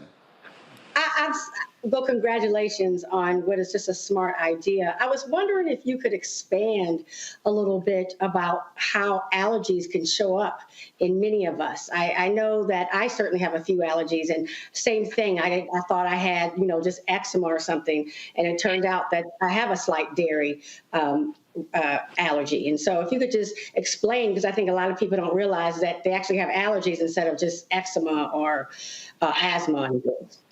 Yes, it's something that's prevalent in people of color. We never realized it due to the processed food that we eat.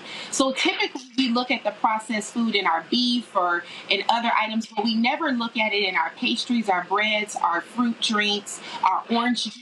Everything that we consume here in America has additives and extra ingredients to preserve the shelf life. And because people of color and the marginalized communities tend to consume those items more and less whole food straight from the earth, they have a tendency to be exposed to those allergies at an early age, particularly those who took on WIC or other forms of milk.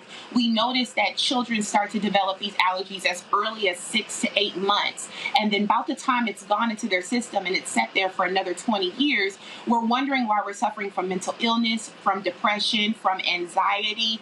All of those have had direct correlation to food allergies. So you wonder why you may drink a glass of wine, have a bit of pasta, eat some bread, or you may eat seafood and you have a wonderful time while you're eating it. And then the next 2 or 3 days, you're experiencing all types of symptoms. Usually it isn't something that's related to what you naturally see. It's something that went inside of your body. Thank you for that. All right, so I know I'm gonna have to fight Randy over these packages here, because she is the snack queen. Say it again, Randy. Yeah, I want those the churro cinnamon. Okay, I say that bag for you, because see, I'm all about chocolate. Everything in my life is chocolate. My car is black. Everybody's black in my life. I don't even mess with vanilla ice cream. All right, let's go to Run with a question. Would you laugh at that, Mustafa? Run, go ahead. First of all, sis, congratulations on your success in launching your business. And the packaging looks amazing, by the way. My question is, do you have any plans to expand into different markets or maybe to partner with a larger chain to get your product out?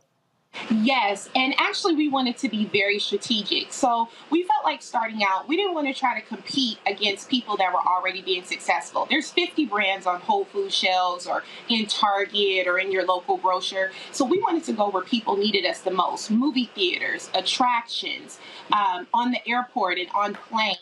We want to be where the customer has to actually have no other choice of what they can eat when they have food allergies. So we're looking to expand. We're asking that you connect with us, promote us, talk about us when you go in those types of places so that we can get a footprint where customers really need us, and then they can take us home and add us to their pantry.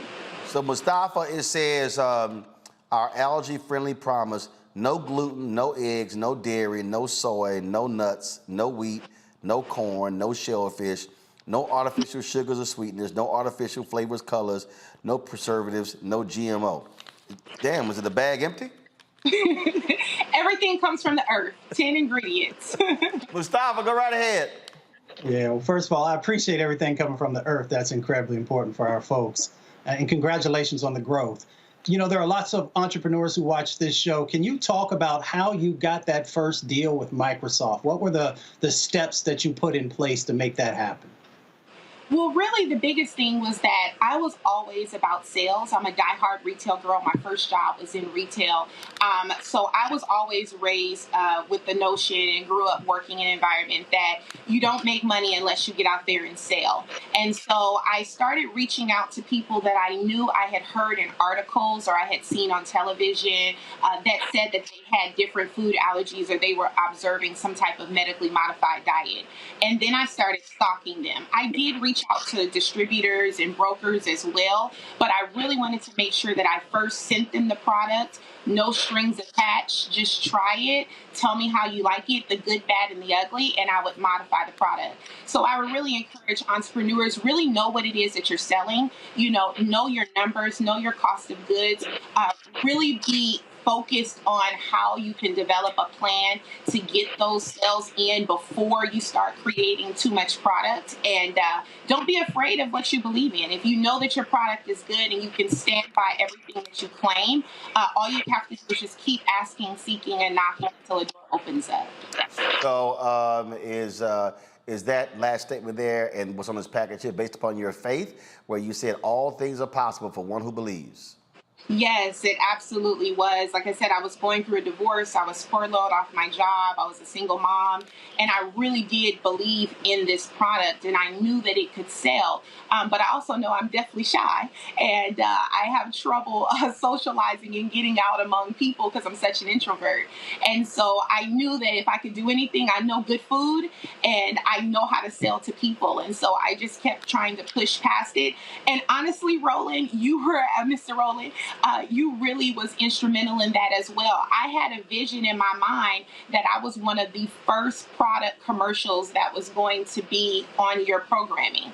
And I stand by that goal. And so I know you're not going to talk to me unless I'm moving real numbers and real products. And so it gave me something to work towards. So I wanted to make sure that we were bringing in at least $1 million in sales. I wanted to make sure that we were consistent in our customer service and our shipping and distribution so that when you have Hostess, you have Frito-Lay, you have PepsiCo, you have fully charged snacks. And we're going to be bringing a line of commercials that can help you so that you don't have to even reach out to them to get your commercials, that you have minority-based businesses that are profitable and that can meet those advertising goals that you need. And we don't have to go to white-owned media, but we also don't have to go to white-owned consumer products as well.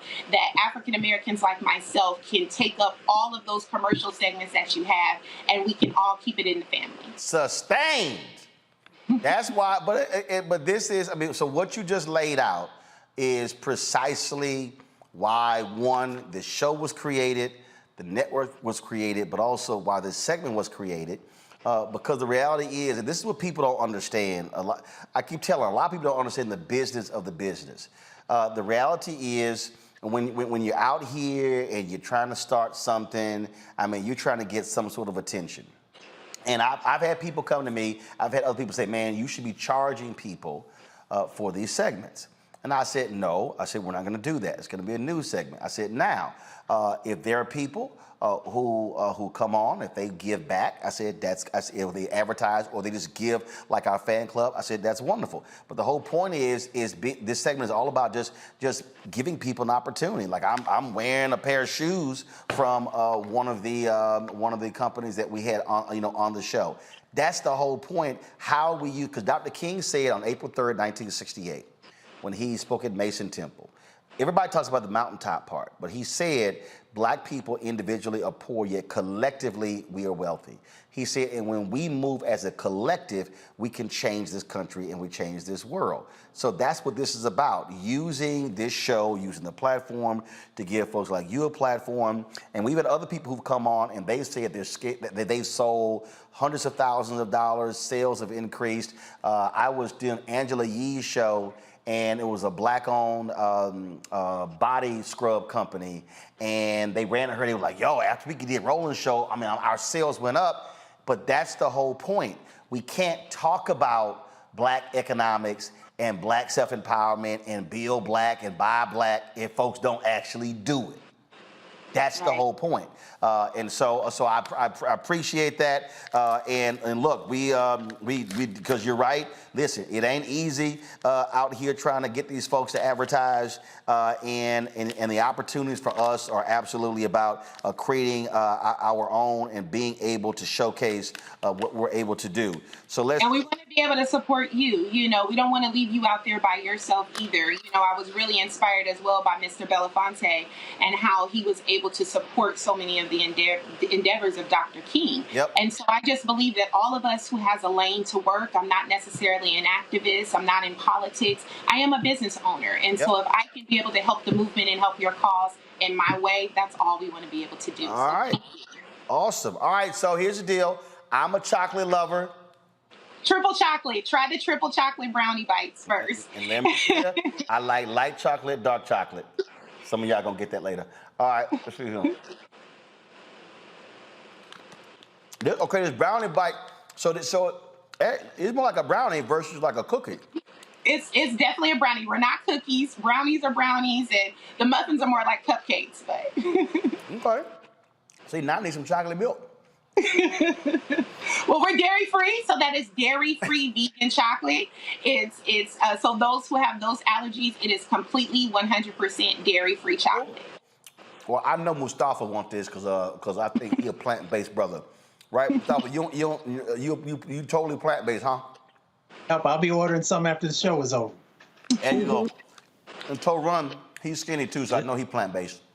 So, I like meat, but I'm definitely gonna holler at some of those cookies for real. No, seriously. Okay, now y'all know I do love me some chocolate. These are good. All right, so where can people get them? Where can they order? Fullychargedsnacks.com, fullychargedsnacks.com. And please, we're going to be on Amazon at the end of the month. We're going to be in grocery stores rolling out in 42 cities at the end of the summer. So please, fullychargedsnacks.com, like, follow, share. Carol, do we have a promo code or something? What do we have?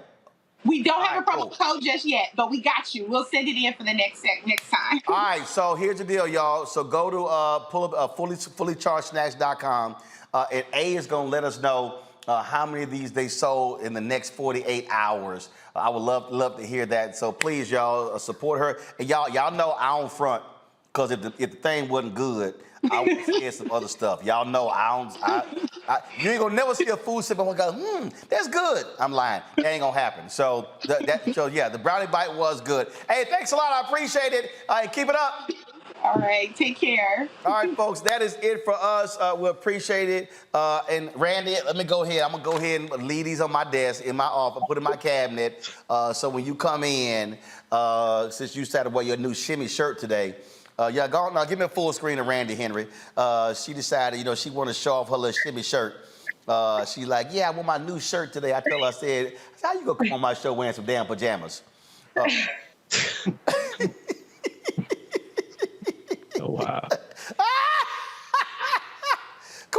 Well, I had to mess with her. I said, she like shimmy, shimmy, shimmy. Scott Bolden being the capper, he'd be happy to hear me say shimmy, shimmy, shimmy. All right, Randy, Toe Run, Mustafa, I appreciate it. Thanks a bunch. Y'all enjoy it, and we appreciate everybody watching today's show. Don't forget, please support us in what we do, y'all. Again, there's nobody out here. There is nobody out here that's doing the kind of show that we're doing every single day. Nobody. There's no black-owned media platform that's doing what we're doing, and that's not hype. That's real. Okay, Blavity ain't doing it. Byron Allen ain't doing it. Essence is not doing it. Black Enterprise is not doing it. Urban One, Radio One is not doing it. None of these Group Black not doing it. None of these folks are doing what we do. Hell, Revolt not doing what we do every single day with this show. And the kind of guests that we have, the topics that we cover, and of course, the segments that we have, whether it's Marketplace, Tech Talk, Education Matters, HBCU Connect, Fit, Live, Win. We're doing it all. Your support is critically important. Look, we got almost 1.1 million people subscribing to our YouTube channel. We really would love to have 1 million downloads of our OTT app. This is about us controlling our own voice, so be sure to download our app, Black Star Network, y'all. On all platforms, Apple phone, Android phone, Apple TV, Android TV, Roku, Amazon Fire TV, Xbox One, Samsung Smart TV. You can now watch us on Amazon News. If you go to Amazon Fire, click Amazon News. You can watch our 24-hour, 7-day-a-week live streaming channel. We're there as well on their FAST channel. And your dollars matter. I'm telling y'all, look, y'all, just understand, Roland Martin Unfiltered and the entire Black Star Network is $190,000 a month. No, I'm sorry. Actually, it's $223,000 a month. $190,000. Actually, I took off some other stuff, but it's $223,000 a month. That's everything. That's this studio. That's our travel. That's our insurance. That's staff. That's all of our technical stuff. You name it. And so your dollars make it possible. We're battling it out.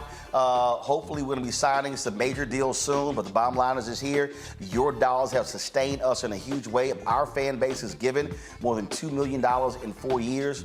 They have been absolutely phenomenal. Our target goal is to have 20,000 of our fans regularly contribute, on average, $50 each in the course of a year. People have given less, people have given more. That's $4.19 a month, 13 cents a day. And so if we do that, it's $1 million, folks. That puts us where we need to be. In addition to the money that we get from YouTube, the money we get from advertising, it covers our costs and allow us to be able to do what we do. So please send your check and money orders, P.O. Box 57196, Washington, D.C. 20037-0196. Cash App, $RM Unfiltered. That is the only Cash App that we have. $RM Unfiltered, okay? Other people have been trying to take our name, but only use $RM Unfiltered. PayPal is R Martin Unfiltered. It's paypal.me/R Martin Unfiltered. Venmo is RM Unfiltered. Zelle, Roland at RolandSMartin.com. Roland at RolandMartinUnfiltered.com. Carol, make a note, tell Keenan I want a graphic created that has the QR code for all of our ways of giving beyond the checks. That way people just point their phone right to the screen and give right there on the show. And also be sure to get a copy of my book, because guess what? Proceeds from the book go right back into the company. And so buy my book, White Fear, How the Browning of America is Making White Folks Lose Their Minds. From Ben Bella Books. You can order from Bookshop, Amazon, Chapters, Barnes & Noble, IndieBound, Books A Million, Target, and Audible as well. Folks, that is it. I'll see you tomorrow. Be sure to go to YouTube, watch our clips, click that like button as well, because we generate revenue from that platform as well. Thanks a bunch. I'll see y'all tomorrow. Holla! Folks, Black Star Network is here. Oh, no punches! I'm real revolutionary right now. Black power. Support this man, Black Media. He makes sure that our stories are told. Thank you for being the voice of Black America, Roland. Stay black. I love y'all. All momentum we have now, we have to keep this going. The video looks phenomenal. See, this difference between Black Star Network and Black-owned media and something like CNN. You can't be Black-owned media and be scared. It's time to be smart. Bring your eyeballs home. You dig? Pull up a chair. Take your seat. The Black Table. with me, Dr. Greg Carr, here on the Black Star Network. Every week, we'll take a deeper dive into the world we're living in. Join the conversation only on the Black Star Network.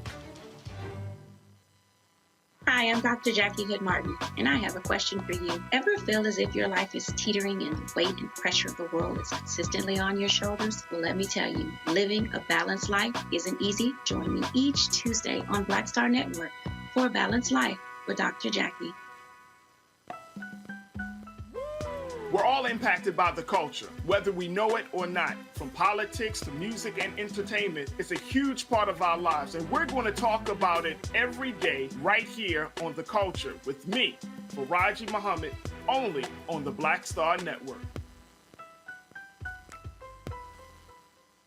I'm Deborah Owens, America's Wealth Coach, and my new show, Get Wealthy, focuses on the things that your financial advisor and bank isn't telling you, but you absolutely need to know.